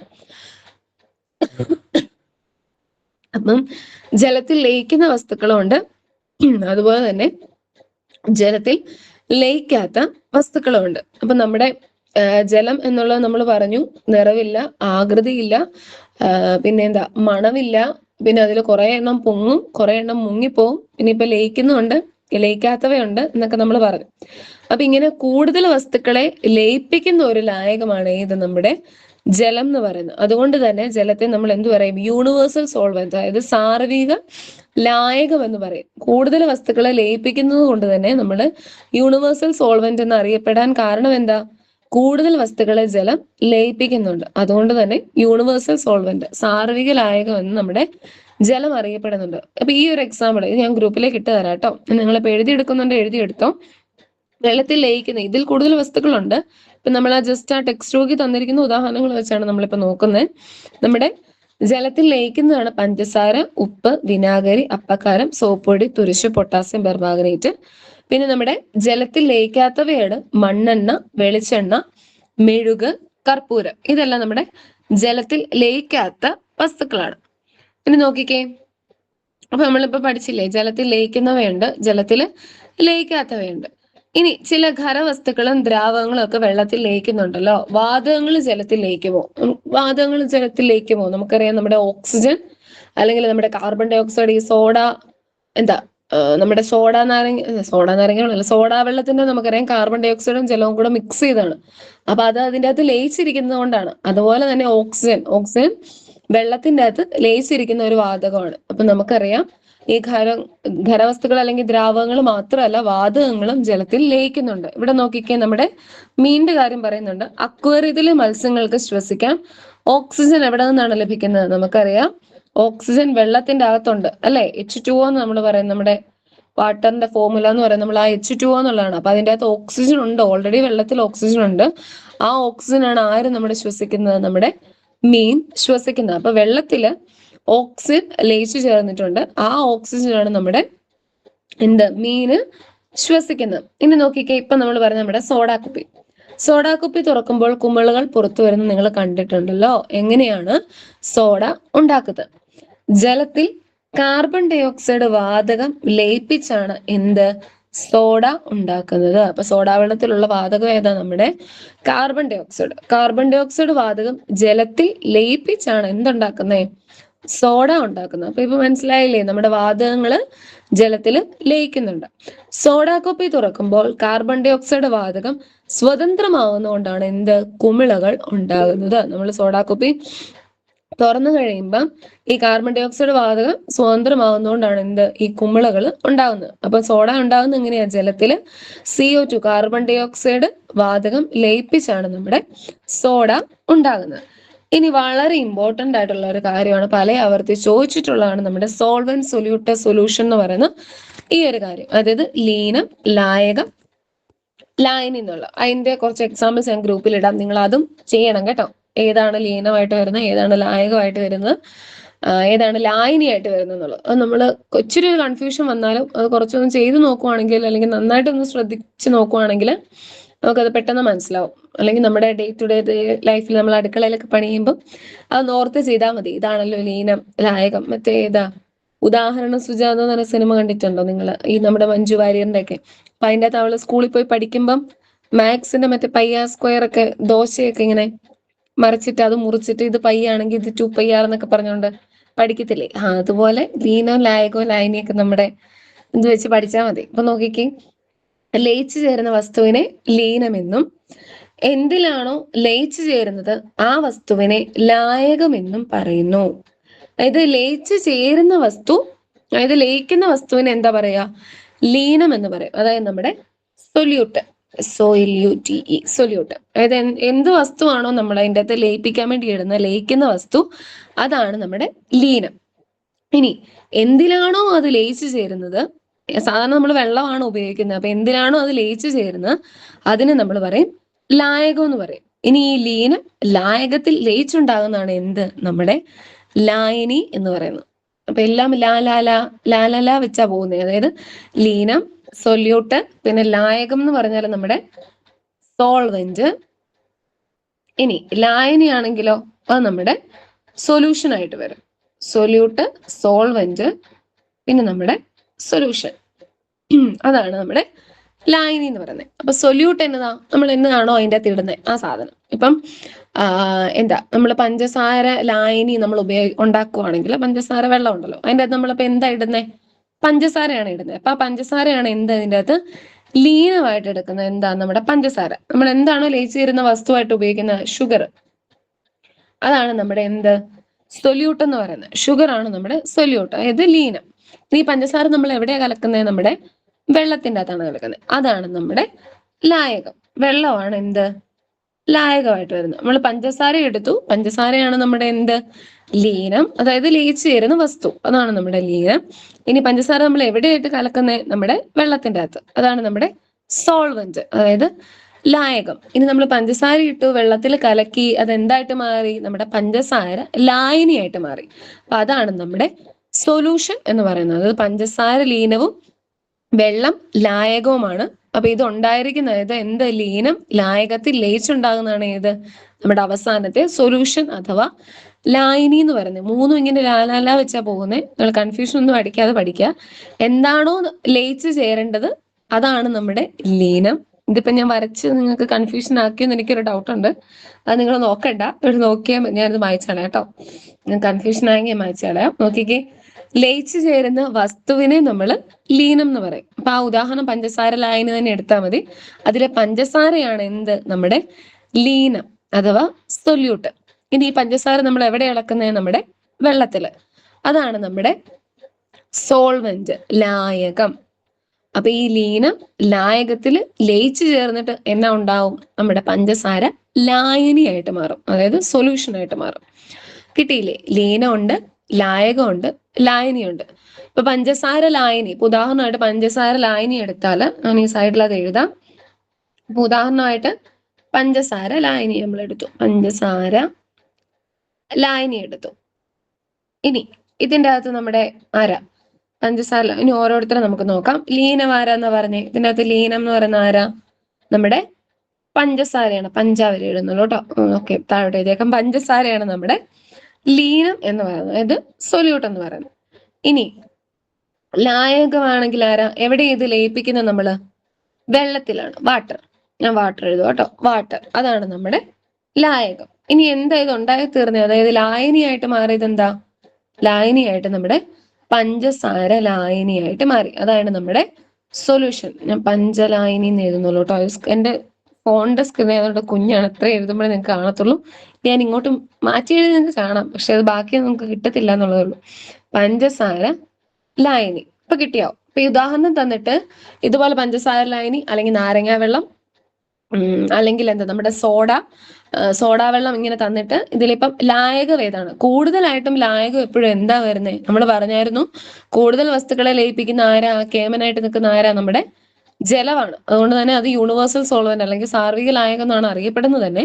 അപ്പൊ കൂടുതൽ എപ്പോഴും ലായകമായിട്ട് അല്ലെങ്കിൽ സോൾവെന്റിന്റെ ആ ഒരു കേസിൽ എപ്പോഴും വരുന്നത് നമ്മുടെ ആരാ? വെള്ളമായിരിക്കും എപ്പോഴും വരുന്നത്. പിന്നെ ലീനവും പിന്നെ നമ്മുടെ ലായനിയും ചെറിയൊരു വ്യത്യാസം വന്നാലേ ഉള്ളൂ. അപ്പൊ ലീനത്തിലും ലായനിയിലുമാണ് ചെറിയ വ്യത്യാസം വരുന്നത്. ലായകം എപ്പോഴും കൂടുതലായിട്ടും എന്താ വെള്ളത്തിൽ ലയിപ്പിക്കുന്ന ആ ഒരു സിറ്റുവേഷൻ നമ്മൾ കൂടുതലായിട്ടും ഉണ്ടാകാറുള്ളൂ. അപ്പൊ അതുകൊണ്ട് ഇപ്പൊ പഞ്ചസാര ലായനി എടുത്താല് അതിലെ ലീനം എന്ന് പറയുന്നത് എന്താ? പഞ്ചസാരയാണ്. ലായകം എന്ന് പറയുന്നത് എന്താ? വെള്ളമാണ്. ലായനി സൊല്യൂഷൻ ആയിട്ട് വന്നത് എന്താ? നമ്മുടെ പഞ്ചസാര ലായനിയാണ്. അതായത് പഞ്ചസാര ലായനിയില് പഞ്ചസാര ലീനവും വെള്ളം ലായകവുമാണ്. അപ്പൊ ഇത് ഓർത്തിരിക്കുക, കൺഫ്യൂഷൻ ഒന്നും ഓർക്കണ്ട. ഇത് ഓർത്തിരിക്കുക. എന്താണോ നമ്മള് ഇപ്പൊ നമ്മൾ പിള്ളേർക്ക് എന്താ പഞ്ചസാര ലായനി ഉണ്ടാക്കി കൊടുക്കുമ്പോൾ അല്ലെങ്കിൽ തേൻ കലക്കി നമ്മൾ വെള്ളം ഒഴിച്ചു കൊടുക്കുമ്പോൾ തേന് ലീനമാണ്. അത് എന്തിൻ്റെ അകത്താണോ കലക്കുന്നത് അത് ലായകമാണ്. ഉണ്ടായി വരുന്നത് എന്താ? ലായനി. അങ്ങനെ ഓർത്തിരുന്നാൽ മതി കേട്ടോ. അപ്പം ഇങ്ങനെ ഈ ഡെഫിനിഷൻ ആയിട്ട് വേണമെങ്കിലും നമുക്ക് ചോദിക്കാം. ലയിച്ചു ചേരുന്ന വസ്തുവിനെ പറയുന്ന പേരെന്താ? ലീനമാണോ, ലായകമാണോ, ലായനിയാണോ, അങ്ങനെ നമുക്ക് ചോദിക്കാം. അപ്പൊ ലയിച്ചു ചേരുന്ന വസ്തു ലീനം. എന്തിനാണോ ലയിച്ചു ചേരുന്നത് അതിനെ നമ്മൾ ലായകം എന്ന് പറയുന്നു. ലീനം ലായകത്തിൽ ലയിച്ചുണ്ടാകുന്നതാണ് ഏത്? നമ്മുടെ ലായനി എന്ന് പറയുന്നത്. ഓക്കെ, ഇനി നോക്കിക്കേ, ദേ ഇവിടെ ഇത് ഞാൻ വായിച്ചു തരാം കേട്ടോ. ഇവിടെ ഒരു ഉദാഹരണം. ഇപ്പൊ നമ്മൾ പറഞ്ഞ പഞ്ചസാര ലായനി, നമ്മൾ പറഞ്ഞതാണ് പഞ്ചസാര ലായനി. അതിന്റെ അകത്ത് ലീനം ആരാ? പഞ്ചസാര. നമ്മുടെ ലായകമാണെങ്കിൽ അതാരാ? വെള്ളം. ഇനി സോഡ ആണെങ്കിലോ? സോഡ ആണ് നമ്മൾ പറഞ്ഞായിരുന്നു എന്ത് വെള്ളത്തിൽ ലയിച്ചെന്നാണ് നമ്മൾ പറഞ്ഞത്? നമ്മുടെ കാർബൺ ഡൈ ഓക്സൈഡ് അല്ലെ, CO2. അപ്പൊ ഇതിന്റെ അകത്തെ ലീനം എന്ന് പറയുന്ന ആരാ? നമ്മുടെ CO2, കാർബൺ ഡൈ ഓക്സൈഡ് ആണ്. ലായകം എപ്പോഴും ആരായിരിക്കും? വെള്ളം തന്നെയാണ്. ഇനി നമ്മുടെ എന്താ ഉപ്പുവെള്ളം എടുത്താലോ? ഉദാഹരണത്തിന് നമുക്ക് ഉപ്പുവെള്ളം കൂടി എടുക്കാം. നമ്മുടെ ഉപ്പുവെള്ളം ഉപ്പുവെള്ളം എടുത്താൽ അതിൽ നമ്മുടെ ലീനം എന്ന് പറയുന്ന ആര് വരും? ലീനം എന്ന് പറയുന്ന നമ്മുടെ ഉപ്പ് വരും. ഏതാ ലായകം? വെള്ളം തന്നെ. ഓക്കെ, അത് മനസ്സിലായില്ലേ? ഇത്രേ ഉള്ളൂ. ഇനിയിപ്പോ തുരിശ് ലായനി ആയിക്കോട്ടെ, അല്ലെങ്കിൽ നമ്മുടെ പൊട്ടാസ്യം പെർമാംഗനേറ്റ് ലായനി ആയിക്കോട്ടെ, അതിൻ്റെ അകത്ത് ആ ലീനം എന്ന് പറയുന്നത് എന്താ? പൊട്ടാസ്യം പെർമാംഗനേറ്റും. ലായകം എന്ന് പറയുന്നത് എപ്പോഴും കൂടുതലായിട്ട് എപ്പോഴും നമ്മൾ വെള്ളത്തിലാട്ടോ, വെള്ളത്തിൽ കലക്കാൻ നമ്മൾ പറയുന്ന പോലെ കൂടുതലായിട്ടും വെള്ളമാണ് ലായകമായിട്ട് വരിക. നോക്കി, ഇതുണ്ട് പഞ്ചസാര ലായനി, അതിൻ്റെ അകത്തെ ലീനം പഞ്ചസാരയാണ്, ലായകം വെള്ളമാണ്. ഇനി സോഡ ആണെങ്കിൽ അതിൻ്റെ അകത്ത് ലീനം എന്ന് പറയുന്നത് നമ്മുടെ കാർബൺ ഡൈ ഓക്സൈഡ് ആണ്, ലായകവേദ വെള്ളം തന്നെ. തുരിശിലായനി ആണെങ്കിൽ അതിൻ്റെ അകത്ത് തുരിശാണ് ലീനമായിട്ട് ഇടുന്നത്, നമ്മൾ വെള്ളത്തിൽ എന്താ ലയിക്കാന്നുള്ള രീതിയിൽ നമ്മൾ തുരിശാണ് ഇടുന്നത്, ലായകം നമ്മുടെ വെള്ളം. നേർപ്പിച്ച വിനാഗിരി, അത് ലീനം, അതിൻ്റെ അകത്ത് വിനാഗിരിയാണ്, ലായകമാണെങ്കിൽ വെള്ളമാണ്. ഇനി പൊട്ടാസ്യം പെർമാംഗനേറ്റ് ലായനി എടുത്താൽ അതിൻ്റെ അകത്ത് പൊട്ടാസ്യം പെർമാംഗനേറ്റ് ആണ് ലീനം, ലായകമാണെങ്കിൽ എപ്പോഴും കൂടുതലായിട്ടും വെള്ളമാണ്. ഒരു ഉദാഹരണം എന്ന രീതിയിൽ വെള്ളത്തിൽ കലക്കുന്ന സാധനങ്ങൾ നമുക്ക് കൂടുതലായിട്ടും ചോദിക്കാറുള്ളൂ, അപ്പൊ അത് ഓർത്തിരിക്കാം. അത് എന്താണ് ഇപ്പൊ ഒരു ലായനിയുടെ പേര് തന്നിട്ട് നമ്മൾ ഉദാഹരണത്തിന് ഇപ്പൊ പഞ്ചസാര ലായനി തന്നിട്ട് അതിൻ്റെ അകത്ത് ഏതാണ് ലായകം അല്ലെങ്കിൽ അതിൻ്റെ അകത്ത് ഏതാണ് ലീനം, അങ്ങനെയാണ് ക്വസ്റ്റ്യൻ ചോദിക്കുന്നത്. അപ്പൊ അത് ഓർത്തിരിക്കുക കേട്ടോ. എന്താണ് ലീനം, എന്താണ് ലായകം, അങ്ങോട്ടും ഇങ്ങോട്ടും കൺഫ്യൂഷൻ അടിക്കാതെ ഓർത്തിരിക്കുക. ലീനം എന്ന് പറയുന്ന ആ വസ്തു എന്താണോ വെള്ളത്തിൽ ലയിച്ചു തരാനുള്ള ആ വസ്തു. ലായകം എന്തിലാണോ നമ്മൾ, വെള്ളത്തിനാണെങ്കിൽ വെള്ളം, അതാണ് നമ്മുടെ ലായകം എന്ന് പറയുന്നത്. ഇത് രണ്ടും കൂടെ ഒരുമിച്ച് മിക്സ് ആയി അല്ലെങ്കിൽ ലീനം ലായകത്തില് എന്താ ലയിച്ചുണ്ടാകുന്നതാണ് ഏത്? നമ്മുടെ ലായനി, അവസാനത്തെ സൊല്യൂഷൻ. അപ്പൊ ഇത് ഓർത്തിരിക്കുക. നമ്മുടെ വെള്ളത്തിന്റെ സവിശേഷതകളിൽ പ്രധാനപ്പെട്ട ഒന്നാണ് നമ്മുടെ എന്താ ലീനം, ലായകം, ലായനി എന്നുള്ളത്. നമ്മൾ ജലത്തിൽ ലയിക്കുന്നവ അല്ലെങ്കിൽ ലയിക്കാത്തവ അതുമായിട്ട് കണക്ട് ചെയ്ത് പോകുന്നതാണ് എന്ത്? ലീനം, ലായകം, ലായനി എന്നുള്ള കോൺസെപ്റ്റ്. നോക്കിക്കേ, ഇവിടെ എന്താ ഇതിലെ ലീനങ്ങൾ വിവിധ ലായകങ്ങളിൽ ലയിപ്പിച്ച് നോക്കാൻ പറഞ്ഞിട്ടുണ്ട്. ഇവിടെ മണ്ണെണ്ണയും വെളിച്ചെണ്ണയും കൂടെ എക്സ്ട്രാ വന്നിട്ടുണ്ട് നമ്മുടെ ലായകം പോലെ. ഇതിൽ നോക്കിക്കേ, ഈ ജലത്തിൽ നമ്മുടെ പഞ്ചസാര, ഉപ്പ്, അപ്പക്കാരം, തുരിശ് ഇതെല്ലാം എന്താ ലയിച്ചു ചേരും. പക്ഷെ നമ്മുടെ കർപ്പൂരം നമ്മുടെ വെള്ളത്തിൽ അങ്ങനെ ലയിക്കത്തില്ല. പക്ഷെ മണ്ണെണ്ണയിലും വെളിച്ചെണ്ണയിലും ഇത് കർപ്പൂരം ലീനം ലായകത്തിൽ ലയിക്കുന്ന പറയുന്നത്, മണ്ണെണ്ണയിലും വെളിച്ചെണ്ണയിലും. പക്ഷെ പഞ്ചസാരയും ഉപ്പും അപ്പക്കാരവും തുരിശും ഏതാ? മണ്ണെണ്ണയിലും വെളിച്ചെണ്ണയിലും ഒന്നും ലയിക്കത്തില്ല. അതുകൊണ്ട് ഞാൻ ഇങ്ങനെ വെട്ടിയിട്ടേക്കുന്നത് കേട്ടോ. ഇതെല്ലാം എവിടെ ലയിക്കുള്ളൂ? പഞ്ചസാരയും ഉപ്പും അപ്പക്കാരവും തുരിശും ഒക്കെ നമ്മുടെ വെള്ളത്തിലേ ലയിക്കുള്ളൂ. അതുപോലെ തന്നെ നമ്മുടെ കർപ്പൂരം വെള്ളത്തിൽ അങ്ങനെ ലയിക്കത്തില്ല, പക്ഷെ അത് മണ്ണെണ്ണയിലും വെളിച്ചെണ്ണയിലും ലയിക്കും. പിന്നെ ഈ പഞ്ചസാരയും ഉപ്പും അപ്പക്കാരവും തുരിശും ഒന്നും മണ്ണെണ്ണയിലും വെളിച്ചെണ്ണയിലും ഒന്നും ലയിച്ച് ചേരുന്നില്ല. അപ്പൊ ഇത് വിവിധ തരത്തിലുള്ള ലീനങ്ങൾ ഓരോ ലായകങ്ങൾ നമ്മൾ പരീക്ഷിച്ച് നോക്കുന്ന രീതിയിൽ പറഞ്ഞതാണ്. അപ്പൊ ഇതുകൂടെ ഉദാഹരണങ്ങൾ ഓർത്തിരിക്കുക കേട്ടോ. ഇനി ഇതാണ് വളരെ ഇമ്പോർട്ടന്റ് ആയിട്ടുള്ള കാര്യം, ഏറ്റവും വലിയ സവിശേഷത. ഞാൻ മുമ്പേ പറഞ്ഞ കാര്യം, കൂടുതൽ വസ്തുക്കളെ ലയിപ്പിക്കാനുള്ള കഴിവ് നമ്മുടെ ആർക്കുണ്ട്? ജലത്തിനുണ്ട്. അപ്പോൾ ഭയങ്കര മിടുക്കനാണ് അവൻ. അതുകൊണ്ട് പറയുന്ന പേരാണ് എന്ത്? യൂണിവേഴ്സൽ സോൾവെന്റ്, സാർവീക ലായകം. അതായത് ജലത്തിന് നിരവധി വസ്തുക്കളെ ലയിപ്പിക്കാൻ കഴിവുണ്ട്, അതിനാൽ ജലത്തെ സാർവീക ലായകം എന്ന് പറയുന്നു. അപ്പൊ ജലത്തിന് കൂടുതൽ അതായത് കൂടുതൽ വസ്തുക്കളെ ലയിപ്പിക്കാനുള്ള കഴിവുണ്ട്, അതുകൊണ്ട് തന്നെ ജലത്തെ സാർവീക ലായകം എന്ന് പറയുന്നു. അപ്പൊ നമ്മൾ ജലത്തിന്റെ സവിശേഷതകൾ പറഞ്ഞു. എന്താ? നിറവില്ല, എല്ലാം ഇല്ല ഇല്ല ഇല്ല എന്ന് പറഞ്ഞ് നമ്മളിങ്ങനെ പറഞ്ഞപ്പോഴാണ് അവൻ വലിയൊരാളാന്ന് ഇപ്പൊ മനസ്സിലായില്ലേ? എല്ലാത്തിനെയും ലയിപ്പിക്കാനുള്ള കഴിവുണ്ട്, അതുകൊണ്ട് അവൻ യൂണിവേഴ്സൽ സോൾവെന്റ്, അതായത് സാർവിക ലായകം എന്നാണ് അറിയപ്പെടുന്നത്. നിറവില്ല, മണമില്ല, ആകൃതിയില്ല, പിന്നെ ചിലതൊക്കെ അവനിൽ മുങ്ങിക്കിടക്കും, ചിലതൊക്കെ പൊങ്ങിക്കിടക്കും, ചിലതിനെയൊക്കെ ലയിപ്പിക്കാൻ പറ്റുള്ളൂ, ചിലതിനെ ഒന്നും ലയിപ്പിക്കാൻ പറ്റത്തില്ല എന്നൊക്കെ നമ്മൾ പറഞ്ഞായിരുന്നു. പക്ഷെ കൂടുതൽ വസ്തുക്കളെ ലയിപ്പിക്കാനുള്ള കഴിവ് ആർക്കുണ്ട്? നമ്മുടെ ജലത്തിനുണ്ട്. അതുകൊണ്ട് തന്നെ നമ്മുടെ ജലം അറിയപ്പെടുന്നത് എങ്ങനെയാ? യൂണിവേഴ്സൽ സോൾവെന്റ് അഥവാ സാർവീക ലായകം എന്ന് അറിയപ്പെടുന്നു. ഇനി നോക്കി, ഒരു 3-4 സന്ദർഭങ്ങൾ തന്നിട്ടുണ്ട്. ഒന്നാമത്തേത്, 2 ഗ്ലാസ്സുകളിൽ വെള്ളം എടുത്ത് ഒന്നില് പഞ്ചസാര തരികളും മറ്റൊന്നില് പൊടിച്ച പഞ്ചസാര ലയിപ്പിച്ചു നോക്കൂ. അപ്പൊ ഇതിൽ ആരായിരിക്കും പെട്ടെന്ന് ലയിക്കുന്നേ? പൊടിച്ച പഞ്ചസാരയാണോ അതോ പഞ്ചസാര തരികളാണോ പെട്ടെന്ന് വെള്ളത്തിൽ ലയിക്കുന്നത്? നമ്മുടെ പൊടിച്ച പഞ്ചസാര ആയിരിക്കും പെട്ടെന്ന് വെള്ളത്തിൽ ലയിച്ചു പോകുന്നത്. പഞ്ചസാര തരികളായിട്ട് കിടക്കുന്നതിനെക്കാട്ടിലും പൊടിച്ച് നല്ല പൊടിയായിട്ട് കിടക്കുന്ന പഞ്ചസാര ആയിരിക്കും വെള്ളത്തിൽ പെട്ടെന്ന് ലയിച്ചു ചേരുന്നത്. ഇനി അടുത്തത്, നമ്മുടെ 2 ഗ്ലാസ്സിൽ വെള്ളം എടുത്തിട്ട് ഒന്നിലെ പഞ്ചസാര ഇളക്കാതെയും രണ്ടാമത്തിൽ പഞ്ചസാര ഇളക്കി ലയിപ്പിച്ചു നോക്കൂ. ഇതിലാരായിരിക്കും പെട്ടെന്ന് ലയിച്ചു ചേരുന്നത്? നമ്മുടെ ഇളക്കിയ പഞ്ചസാര അല്ലെ, അതായത് ചുമ്മാ ഇളക്കാതെ ഇട്ടാൽ പെട്ടെന്ന് ലയിക്കോ? ഇല്ല, അതിലും വളരെ എളുപ്പത്തിൽ നമ്മൾ ഇളക്കി കഴിഞ്ഞാൽ വളരെ എളുപ്പത്തിൽ നമ്മുടെ പഞ്ചസാര വെള്ളത്തിലേക്ക്. ഇനി മൂന്നാമത്തേത്, ഒരു ഗ്ലാസ്സിൽ ചൂടുവെള്ളവും മറ്റൊരു ഗ്ലാസ്സിൽ തണുത്ത വെള്ളവും എടുത്ത് ഒരു തുള്ളി മഷി ലയിപ്പിച്ചു നോക്കൂ. ഇതിന്റെ അകത്ത് പെട്ടെന്ന് ഏതാ ലയിക്കുന്നത്? നമ്മുടെ തണുത്ത വെള്ളത്തിലാണോ അല്ലെങ്കിൽ എന്താ ചൂടുവെള്ളത്തിലാണോ പെട്ടെന്ന് ലയിക്കുക എന്ന് പറയുന്നത്? നമ്മൾ പെട്ടെന്ന് പറയുമ്പോൾ ചൂടുവെള്ളത്തിലായിരിക്കും, മഷിയാണെങ്കിലും പെട്ടെന്ന് ഒഴിക്കുമ്പോൾ എന്താ ഇളക്കി കഴിഞ്ഞാൽ വളരെ പെട്ടെന്ന് ചൂടുവെള്ളത്തിലായിരിക്കും, ഇളക്കാതെ ഇട്ട് കഴിയുമ്പോൾ നമ്മുടെ തണുത്ത വെള്ളത്തിലായിരിക്കും പെട്ടെന്ന്. ഇത് മഷിയാവുമ്പം ഇങ്ങനെ കുറച്ചു നേരം എടുക്കുമാവുന്ന വെള്ളത്തിലോട്ട് അത് എന്താ ലയിച്ച് ചേരാൻ വേണ്ടി. പക്ഷെ ചൂടുവെള്ളത്തിലാവുമ്പോൾ അത് പെട്ടെന്ന് എന്താ മഷി ലയിച്ച് ചേരും എന്നാ പറയുന്നത്. ഇനി നോക്കിക്കേ, ലയന വേഗത്തെ സ്വാധീനിക്കുന്ന ഘടകങ്ങൾ ഏതൊക്കെയാണ്? അത് ആ ഓരോന്നിന്റെ വലിപ്പം അല്ലെങ്കിൽ ഏത് ലായനിയാണോ എടുക്കുന്നത് അതിന്റെ പ്രത്യേകതകള്, അതല്ല അതിനെ സ്വാധീനിക്കുന്ന ഘടകങ്ങളാണ്. നമ്മൾ പറഞ്ഞായിരുന്നു പഞ്ചസാര തരികളായിട്ട് ഇടുന്നതും പൊടിച്ചിടുന്നതും തമ്മിൽ വ്യത്യാസമുണ്ട്. പൊടിച്ചിടുന്നതാണ് കുറച്ചുകൂടെ പെട്ടെന്ന് വെള്ളത്തിൽ ലയിച്ച് ചേരുന്ന നമ്മൾ പറഞ്ഞു. അപ്പൊ ആ സാധനത്തിന്റെ നമ്മൾ ഇടുന്ന ലീനത്തിന്റെ വലിപ്പം അല്ലെങ്കിൽ അതിന്റെ അവസ്ഥ, ഇതെല്ലാം ആ ലായനിയിൽ അലിഞ്ഞു ചേരുന്നതിനെല്ലാം സ്വാധീനിക്കുന്ന ഘടകങ്ങളാണ്. ഇനി നമുക്ക് നോക്കാനുള്ളതാണ് നമ്മുടെ ജലത്തിന്റെ പലതരത്തിലുള്ള രൂപങ്ങൾ അല്ലെങ്കിൽ പലതരത്തിലുള്ള ജലത്തിന്റെ സവിശേഷതകളിൽ തന്നെ പ്രധാനപ്പെട്ട ഘടകങ്ങളാണ് ജലത്തിന്റെ അവസ്ഥകൾ എന്ന് പറയുന്നത്. ആദ്യം തന്നെ നമ്മൾ പറഞ്ഞായിരുന്നു ഖരം, ദ്രാവകം, വാതകം എന്നിങ്ങനെ 3 അവസ്ഥകൾ ഉണ്ടെന്ന് പറഞ്ഞു. അപ്പൊ അതാണ് നമ്മൾ ഈ നോക്കാൻ പോകുന്നത്.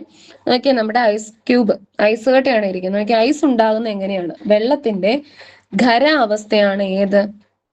ഐസ് എന്ന് പറയുന്നത് അല്ലെ. വെള്ളത്തിന്റെ ഖര അവസ്ഥയാണ് നമ്മുടെ ഐസ് എന്ന് പറയുന്നത്. നമുക്കറിയാം, നമ്മള് മീന് അല്ലെങ്കിൽ ഇറച്ചിയൊക്കെ ഐസ് കടിക്കാൻ നമ്മൾ ചെയ്യാതിരിക്കാൻ നമ്മൾ ഐസിന്റെ അകത്താണ് ഇട്ട് വെക്കുന്നത്. അതുപോലെ തന്നെ ചിലര് എന്നാ നമ്മുടെ ബ്യൂട്ടി ഇത് നോക്കുന്നവര് ഐസ് കട്ടയൊക്കെ എടുത്ത് മുഖത്ത് നല്ല രീതിയിൽ ഫേസ് പാക്ക് ഒക്കെ പോലെ നമ്മളിങ്ങനെ ഇടയ്ക്ക് എടുത്ത് വെക്കാറുണ്ട് നമ്മുടെ മുഖത്തൊക്കെ. അപ്പൊ ഇതിനെല്ലാം ഐസ് കട്ട, പിന്നെ ജ്യൂസിന്റെ അകത്തൊക്കെ കുറച്ച് തണുപ്പൊക്കെ ഇട്ടാൽ നമ്മൾ ഐസ് കട്ട ഇടാറുണ്ട്. അപ്പൊ ഇങ്ങനെ ഐസ് കട്ട എല്ലാം നമ്മുടെ ഡെയിലി ലൈഫിൽ നമ്മൾ ഉപയോഗിക്കുന്ന കുറെ കാര്യങ്ങളാണ്. അപ്പൊ ഈ വെള്ളത്തിന്റെ ഖര അവസ്ഥയാണ് ഏത്? നമ്മുടെ ഐസ് എന്ന് പറയുന്നത്. ഇനി നോക്കിക്കേ, ഇവിടെ കുറച്ച് കാര്യം പറഞ്ഞിട്ടുണ്ട്. ഒരു പാത്രത്തിൽ വെച്ചിരിക്കുന്ന ഐസ്, നമ്മൾ നിരീക്ഷിച്ച കാര്യങ്ങൾ. ഒരു പാത്രത്തിൽ നമ്മൾ ഐസ് വെച്ച് എന്തൊക്കെ കാണാൻ പറ്റും? ഐസ് കട്ടയാണ്. ഐസ് കട്ട വെച്ച് എന്തൊക്കെ കാണാൻ പറ്റും? ഐസ് കട്ടകൾ കാണാം. അതുപോലെ തന്നെ പക്ഷെ ഇച്ചിരി നമ്മളത് ഐസ് കട്ട പുറത്തെടുത്ത് കഴിയുമ്പോൾ നമുക്കറിയാം, ഒരു പാത്രത്തിലേക്ക് വെച്ച് കഴിയുമ്പോൾ ഒരു ഇച്ചിരി വെള്ളവും കൂടെ കാണും അല്ലെ. കുറച്ച് ഐസ് കട്ടകൾ ഇങ്ങനെ ആ പാത്രത്തിൽ കാണും. അതുപോലെ തന്നെ ഒരു അടിയിൽ ഇച്ചിരി ഇങ്ങനെ വെള്ളവും കാണും. ഇനി ഐസ് ചൂടാക്കുവാണെങ്കിലോ, ഐസ് ചൂടാകുമ്പോൾ അതെന്താ? വെള്ളമായിട്ട് മാറും അല്ലെ. ഐസ് ചൂടായി കഴിയുമ്പോൾ അത് വെള്ളമായിട്ട് മാറും. ഇനി ആ പാത്രത്തിലെ വെള്ളം തിളയ്ക്കുമ്പോഴോ അതെന്തായിട്ട് മാറും? നമ്മുടെ നീരാവിയായിട്ട് മാറും. ഇനി വെള്ളം തിളപ്പിച്ച ശേഷം പാത്രത്തിന്റെ അടപ്പിന്റെ അടിഭാഗം നോക്കിയപ്പോഴോ നമുക്ക് എന്നാ കാണാൻ പറ്റും?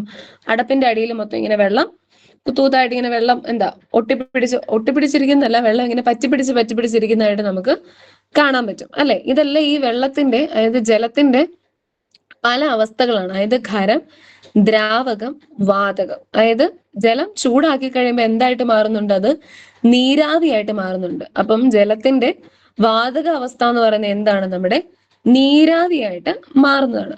ഇനി നോക്കിക്കേ, ഇത് ചൂടാക്കുമ്പോൾ ജലം ബാഷ്പമായി ഉയരുന്നത് കണ്ടിട്ടില്ലേ? ഇല്ലേ? ചൂടാക്കി കഴിയുമ്പോൾ നമുക്കറിയാം നമ്മുടെ വെള്ളം നീരാവിയായിട്ട് അല്ലെങ്കിൽ ബാഷ്പമായിട്ട് മാറും നമ്മൾ കണ്ടിട്ടുണ്ട്. ഒരു ദ്രാവകത്തിന്റെ ഉപരിതലത്തിൽ നിന്ന് ചെറുകണികകൾ ചുറ്റുപാടിലേക്ക് വ്യാപിക്കുന്നതിനെ നമ്മൾ ബാഷ്പീകരണം അഥവാ വേപ്പറൈസേഷൻ എന്ന് പറയുന്നു. ചൂടാകുമ്പോൾ ബാഷ്പീകരണത്തിന്റെ തോത് വർദ്ധിക്കുന്നു. ബാഷ്പീകരണം എല്ലാ താപനിലയിലും സംഭവിക്കുന്നു. ഖരം, ദ്രാവകം, വാതകം എന്നീ 3 അവസ്ഥകളിലും പ്രകൃതിദത്തമായി കാണപ്പെടുന്ന ഏക പദാർത്ഥമാണ് ഏത്? നമ്മുടെ ജലം. അപ്പൊ ജലത്തിന്റെ 3 അവസ്ഥകളാണ് ഏത്? ഖരമുണ്ട്, ദ്രാവകമുണ്ട്, വാതകമുണ്ട്. ഈ 3 അവസ്ഥകളാണ് നമ്മുടെ ജലത്തിന്റെ പ്രധാനമായിട്ട് നമ്മൾ പറയുന്നത്. ജലത്തിന്റെ ഖരാവസ്ഥയാണ് നമ്മുടെ ഏത്? ഐസ് കട്ട. ദ്രാവകാവസ്ഥ എന്ന് പറയുന്നത് നമ്മുടെ ആ ജലമായിട്ടിരിക്കുന്നത്. വാതകാവസ്ഥ എന്ന് പറയുന്നത് എന്താ? നമ്മുടെ നീരാവിയായിട്ട് പോകുന്നത്. ഇങ്ങനെ 3 അവസ്ഥകളാണ് നമ്മുടെ ജലത്തിനുള്ളത്. പിന്നെ നമ്മൾ പ്രധാനമായിട്ടും പറയുന്ന ഒരവസ്ഥയും കൂടെയുണ്ട്, നമ്മുടെ പ്ലാസ്മ എന്ന് പറയുന്നത്. നമ്മുടെ 4ാമത്തെ ആളാണ് നമ്മുടെ പ്ലാസ്മ. ഖരം, ദ്രാവകം, വാതകം എന്നിവ കൂടാതെ ദ്രവ്യത്തിന് മറ്റു ചില അവസ്ഥകളും ഉണ്ട്. അതിലൊന്നാണ് പ്ലാസ്മ. തീ, ഇടിമിന്നൽ എന്നിവ പ്ലാസ്മ അവസ്ഥയിലാണ്. 4ാമത്തെ അവസ്ഥയാണ് ഏത്? പ്ലാസ്മ. പിന്നെ ഈ ബോസ്-ഐൻസ്റ്റീൻ കണ്ടൻസേഷൻ എന്നൊക്കെ പറഞ്ഞത് ഹൈസ്കൂളിലാണ് പഠിക്കുന്നത്, അത് നമുക്കിപ്പോൾ ആവശ്യമില്ല. നമുക്ക് ഈ 4 കാര്യങ്ങൾ, അതായത് ജലത്തിന്റെ 4 അവസ്ഥകൾ, ഈ 4 ഓർഡറിൽ തന്നെ പഠിക്കാം. ഖരം, ദ്രാവകം, വാതകം, പ്ലാസ്മ. ഈ 4 കാര്യങ്ങൾ ഓർത്തിരിക്കണം കേട്ടോ, ആ പേരുകൾ. അതായത് ജലത്തിന്റെ 4 അവസ്ഥകളാണ് ഖരാവസ്ഥ, ദ്രാവകാവസ്ഥ, വാതകാവസ്ഥ, അതുപോലെ തന്നെ 4-മത്തേതാണ് നമ്മുടെ പ്ലാസ്മ എന്ന് പറയുന്നത്. അപ്പൊ ഇതും ഓർത്തിരിക്കണം. ഇനി നമുക്ക് ബാക്കി നോക്കാം കേട്ടോ. ഇനി ഒരു സവിശേഷത കൂടെയുണ്ട്, നമ്മുടെ ജലനിരപ്പ്. നോക്കിക്കേ, ലെവൽ ട്യൂബില് ജലം നിറച്ച അളവെടുക്കുക കെട്ടിട നിർമ്മാണത്തിനായിട്ട്, നമ്മുടെ ഒരു കൊച്ച്. അതുപോലെ തന്നെ ഇവിടെ ഒരു ട്യൂബ് വെച്ചിട്ട് നമ്മുടെ വെള്ളം ഇതുണ്ട്, 3 ഏതോ ഒരു പാത്രത്തിൽ വെള്ളം എടുത്തിട്ട് ബാക്കി 2 പാത്രത്തിനെ കണക്ട് ചെയ്ത് ട്യൂബ് വെച്ചിട്ടുണ്ട്. കണ്ടോ നിങ്ങൾ, ട്യൂബ് വെച്ചിട്ടുണ്ട്. അപ്പൊ അവിടെ എന്താ സംഭവിക്കുക, ആദ്യം ഈ ഒരു ഒറ്റ പാത്രത്തിൽ മാത്രമേ ഉള്ളൂ കേട്ടോ വെള്ളം.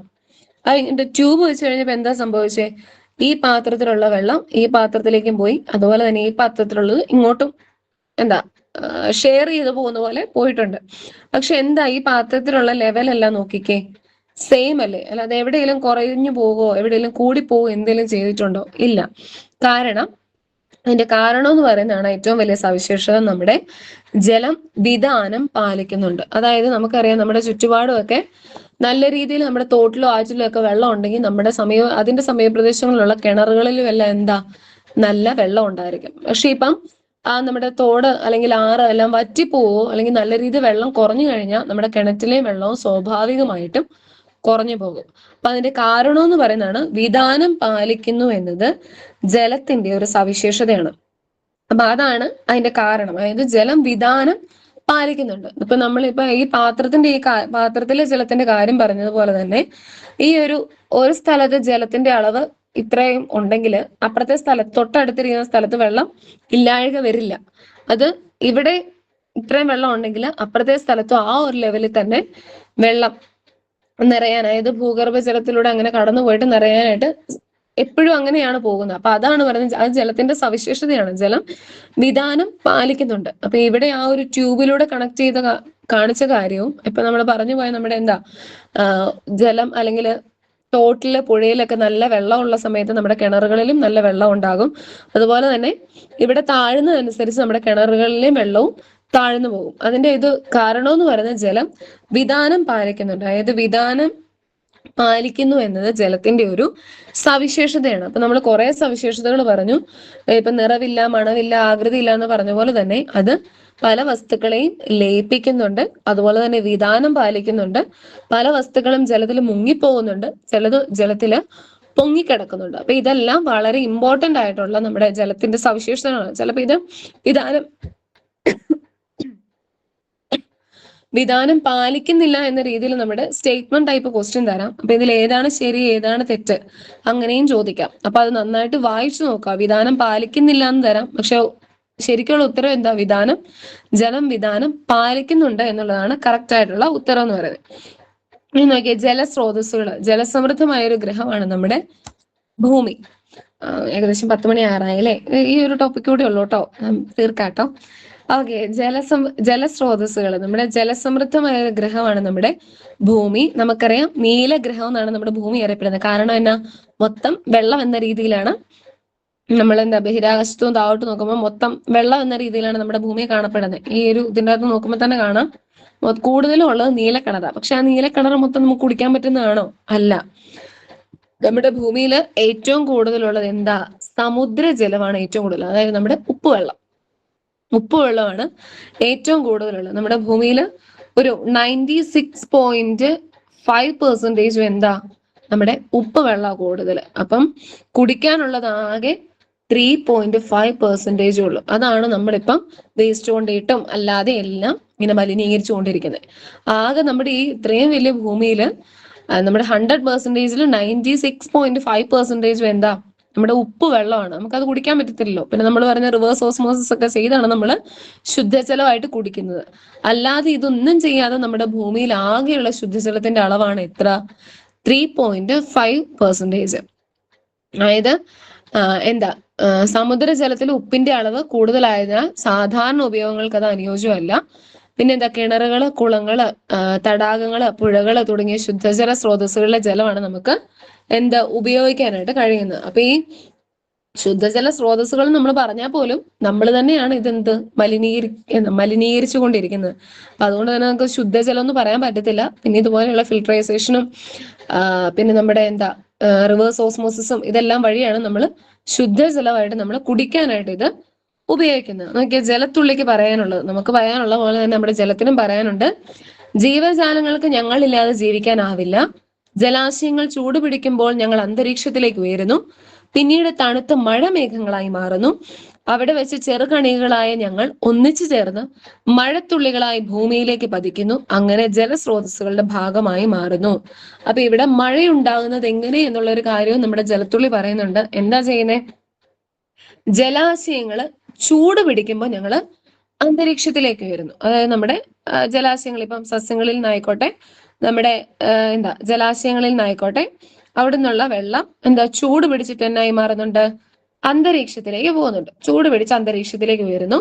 പിന്നീട് അന്തരീക്ഷം ചെന്ന് കഴിയുമ്പോൾ അത് തണുത്ത മേഘങ്ങളായിട്ട് മാറുന്നുണ്ടെന്നാണ് പറഞ്ഞത്. തണുത്ത മേഘങ്ങളായിട്ട് മാറുന്നു. ഇതാട്ടോ എന്റെ സ്കൈ ആണ്. തണുത്ത മേഘങ്ങളായിട്ട് മാറുന്നു.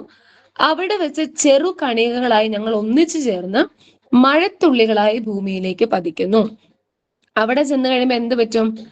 അത് നീരാവി ചെന്നു തണുത്ത് മേഘമായിട്ട് മാറിക്കഴിഞ്ഞിട്ട് പിന്നെ അത് ചെറു കണികളായിട്ട് എന്തായിട്ട് താഴോട്ട് വീഴുന്നുണ്ട്? നമ്മുടെ മഴയായിട്ട് താഴേക്ക് വീഴുന്നു. അതായത് ഭൂമിയിലെ നമ്മുടെ ജലാശയങ്ങളിലെയും സസ്യങ്ങളിലെയൊക്കെ ജലം സൂര്യന്റെ ചൂടേറ്റ് നീരാവിയായിട്ട് ഇങ്ങനെ അന്തരീക്ഷത്തിലേക്ക് പോയിട്ട് നീരാവി തണുത്ത മേഘമായി പിന്നെ മേഘം തണുത്ത മഴയായിട്ട് തിരിച്ച് ഭൂമിയിലേക്ക് വരുന്നു. അതായത് നമ്മൾ പറഞ്ഞായിരുന്നു ജലങ്ങളിലെ സസ്യങ്ങളിൽ അല്ലെങ്കിൽ ജലം സൂര്യന്റെ ചൂടേറ്റ് നീരാവിയായിട്ട് പോകുന്നതിന് നമ്മൾ മുമ്പേ ഒരു വാക്ക് പറഞ്ഞിരുന്നു. എന്താണ്? നമ്മുടെ ബാഷ്പീകരണവും നമ്മൾ പറഞ്ഞായിരുന്നു. അപ്പം ഈ മഴ ഉണ്ടാകുന്നതിന് നടക്കുന്ന രണ്ട് പ്രോസസ്സാണ്. ഒന്ന് ബാഷ്പീകരണവും ഒന്ന് നമ്മുടെ സാന്ദ്രീകരണവും. അത് രണ്ടും ഇവിടെ കറക്റ്റ് ആയിട്ട് ജസ്റ്റ് ഒരു ഡീറ്റെയിൽ എന്ന രീതിയിൽ മഴത്തുള്ളി പറയുന്നുണ്ട്.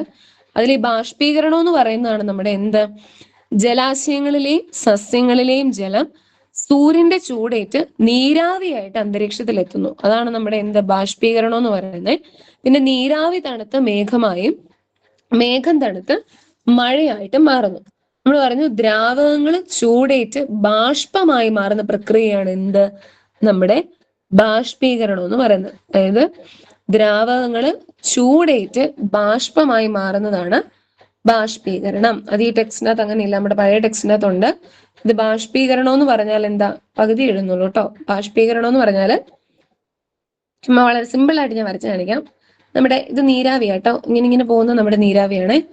ദ്രാവകങ്ങൾ ചൂടേറ്റ് ബാഷ്പമായി മാറുന്ന പ്രക്രിയ, അതായത് ചൂടേറ്റ് കഴിയുമ്പോൾ അത് നീരാവിയായിട്ട് മാറുന്നുണ്ട്. ഈ ദ്രാവകങ്ങള് ചൂടേറ്റ് ബാഷ്പമായി മാറുന്ന പ്രക്രിയയാണ് നമ്മുടെ ബാഷ്പീകരണം എന്ന് പറയുന്നത്. ഇനി സാന്ദ്രീകരണമാണെങ്കിലോ ഈ വാതകങ്ങൾ തിരിച്ച് തണുപ്പായിട്ട്, അതായത് തണുക്കുമ്പോൾ അതിന് പറയുന്ന പേരാണ് നമ്മുടെ സാന്ദ്രീകരണം എന്ന് പറയുന്നത്. വാതകങ്ങൾ തണുക്കുമ്പോൾ ദ്രാവകമായിട്ട് മാറുന്നത് നമ്മൾ സാന്ദ്രീകരണം എന്ന് പറയും. നമ്മൾ പറഞ്ഞു അന്തരീക്ഷത്തിലെ ചൂടേറ്റ് നമ്മുടെ ജലാശയങ്ങളിലെ സസ്യങ്ങളിലേക്ക് വെള്ളം നീരാവിയായിട്ട് ഇങ്ങനെ ആകാശത്തിലോട്ട് പോകുന്നതാണ് നമ്മൾ ബാഷ്പീകരണം എന്ന് പറഞ്ഞു. അവിടെ ചെന്ന് തണുത്ത് മേഘങ്ങളായിട്ട് ഒരുമിച്ച് ചെറുകണികളായിട്ട് തണുത്ത് താഴേക്ക് ദ്രാവകമായിട്ട് വരും, നമ്മുടെ മഴയായിട്ട് വരുന്നതാണ് നമ്മുടെ സാന്ദ്രീകരണം എന്ന് പറയുന്നത്. ഇതിന്റെ ഒരു പിക്ചർ ഉണ്ട്, അത് പഴയ ടെക്സ്റ്റ് ബുക്കിലാണ് കിടക്കുന്നത്. ഞാൻ അതിന്റെ അയച്ചു തരാം കേട്ടോ. ഞാനിപ്പോ ഇവിടെ മൊത്തം വരച്ച് കുളവാക്കി വെച്ചിട്ടുണ്ട്, പക്ഷെ ഞാൻ അതിന്റെ പിക്ചർ അയച്ചു തരാം. അത് കാണുമ്പോൾ നിങ്ങൾക്ക് കുറച്ചുകൂടെ മനസ്സിലാവും. അപ്പൊ ഓർത്തിരിക്കേണ്ട ഇത്രയേ ഉള്ളൂ, ദ്രാവകങ്ങൾ ചൂടേറ്റ് ബാഷ്പമായിട്ട് മാറുന്നുണ്ടെങ്കിൽ അതാണ് ബാഷ്പീകരണം. ഇനി വാതകങ്ങൾ തണുക്കുമ്പോൾ ദ്രാവകമായി മാറുന്നതിന് നമ്മൾ സാന്ദ്രീകരണം എന്ന് പറയുന്നു. ഇനി വെള്ളം നീരാവിയായിട്ട് മാറുന്നതാണ് ബാഷ്പീകരണം. നീരാവി തിരിച്ച് വെള്ളമായിട്ട് മാറുന്നത് സാന്ദ്രീകരണത്തിനും ഉദാഹരണമാണ്. പിന്നെ കരുതി വെക്കാൻ നാളേക്ക് നമുക്കറിയാം നമ്മൾ വെള്ളം ശേഖരിച്ച് വെക്കണം. അതായത് നമ്മൾ മഴവെള്ള സംഭരണിയുണ്ട്. പിന്നെ ഇതുപോലെ കിണർ റീചാർജിങ് എന്ന് പറഞ്ഞാൽ കിണറിലെ ശുദ്ധീകരണം നടക്കുന്നതിന് കേട്ടോ. അതായത് കിണറ്റിലെ വെള്ളം അരിച്ചെടുക്കുന്ന ആ ഒരു പ്രോസസ്സ് തന്നെയാണ് കിണർ റീചാർജിങ്. പിന്നെ നമ്മുടെ കയ്യാല, പിന്നെ തടയണകള്, ഇതെല്ലാം നമ്മുടെ ജലം സംരക്ഷിക്കാണ്, അല്ലെങ്കിൽ ജലസംരക്ഷണ മാർഗങ്ങളാണ് ഇതെല്ലാം. പിന്നെ മഴക്കുഴി, പിന്നെ നമ്മൾ തട്ടുകളായിട്ട് ചെരിഞ്ഞ ഭൂമി അല്ലെങ്കിൽ തടവെടുക്കുന്ന ഇതെല്ലാം ജലസംരക്ഷണ മാർഗങ്ങളാണ്. പിന്നെ ശുദ്ധജലം പാഴാക്കരുത് എന്ന് പറഞ്ഞിട്ടുണ്ട്. ഇതാണ് ഇപ്പൊ നമ്മൾ പഠിച്ചതുമായിട്ട് ബന്ധപ്പെട്ട ഒരു പ്രവർത്തനം. ഇത് നോക്കിക്കേ, ജലം ചൂടാക്കുന്നു. നമുക്ക് ഓരോന്ന് ചെയ്യാം. ജലം ചൂടാക്കുന്ന എന്ത് സംഭവിക്കും? ജലം ചൂടാക്കി കഴിയുമ്പോൾ എന്നാ വരുന്നത്? നമ്മുടെ നീരാവി വരും. നീരാവി വരുമ്പോ അത് ഏതവസ്ഥയാ? വാതകാവസ്ഥ, വാതകം. ഇനി ഇത്രേ ഉള്ളൂ. ഇതാണ് വളരെ സിമ്പിൾ ആയിട്ടുള്ള കാര്യം, ഇത്രേ ഉള്ളൂ. പിന്നെ അതിന് ഡീറ്റെയിൽ ആയിട്ടുള്ള എക്സ്പ്ലനേഷൻ ആയിരുന്നു മുമ്പേ നടന്നത്. ഇനി ജലം തണുപ്പിക്കുമ്പോഴാണെങ്കിലോ എന്തായി തീരും? നമ്മളറിയാം, ജലം തണുപ്പിക്കുമ്പോ ഐസ് അല്ലേ? അത് ഏതവസ്ഥയാ? നമ്മുടെ ഖരാവസ്ഥ. നമ്മൾ പറഞ്ഞായിരുന്നു ജലത്തിന്റെ ഖരാവസ്ഥയാണ് എന്ത്? നമ്മുടെ ഐസ്. ഇനി ജലത്തിന്റെ വാതകാവസ്ഥയാണ് എന്ത്? നമ്മുടെ നീരാവിയായിട്ട് മാറുന്നത്. അപ്പൊ വെള്ളം ഈ കൂടെ തന്നെ എഴുതിയേക്കാം കേട്ടോ, കൺഫ്യൂഷൻ അടിക്കണ്ട. വെള്ളം നീരാവിയായിട്ട് മാറുന്നതിനെ നമ്മൾ എന്ത് പറയും? നമ്മുടെ ബാഷ്പീകരണം എന്ന് പറയും. ബാഷ്പീകരണം ബാഷ്പീകരണം എന്ന് പറയും.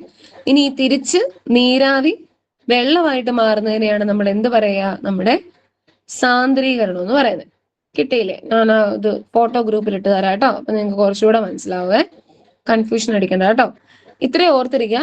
ജലം ചൂടാക്കുമ്പോൾ നമുക്കറിയാം നീരാവിയായിട്ട് മാറും, അത് ജലത്തിന്റെ വാതകാവസ്ഥ.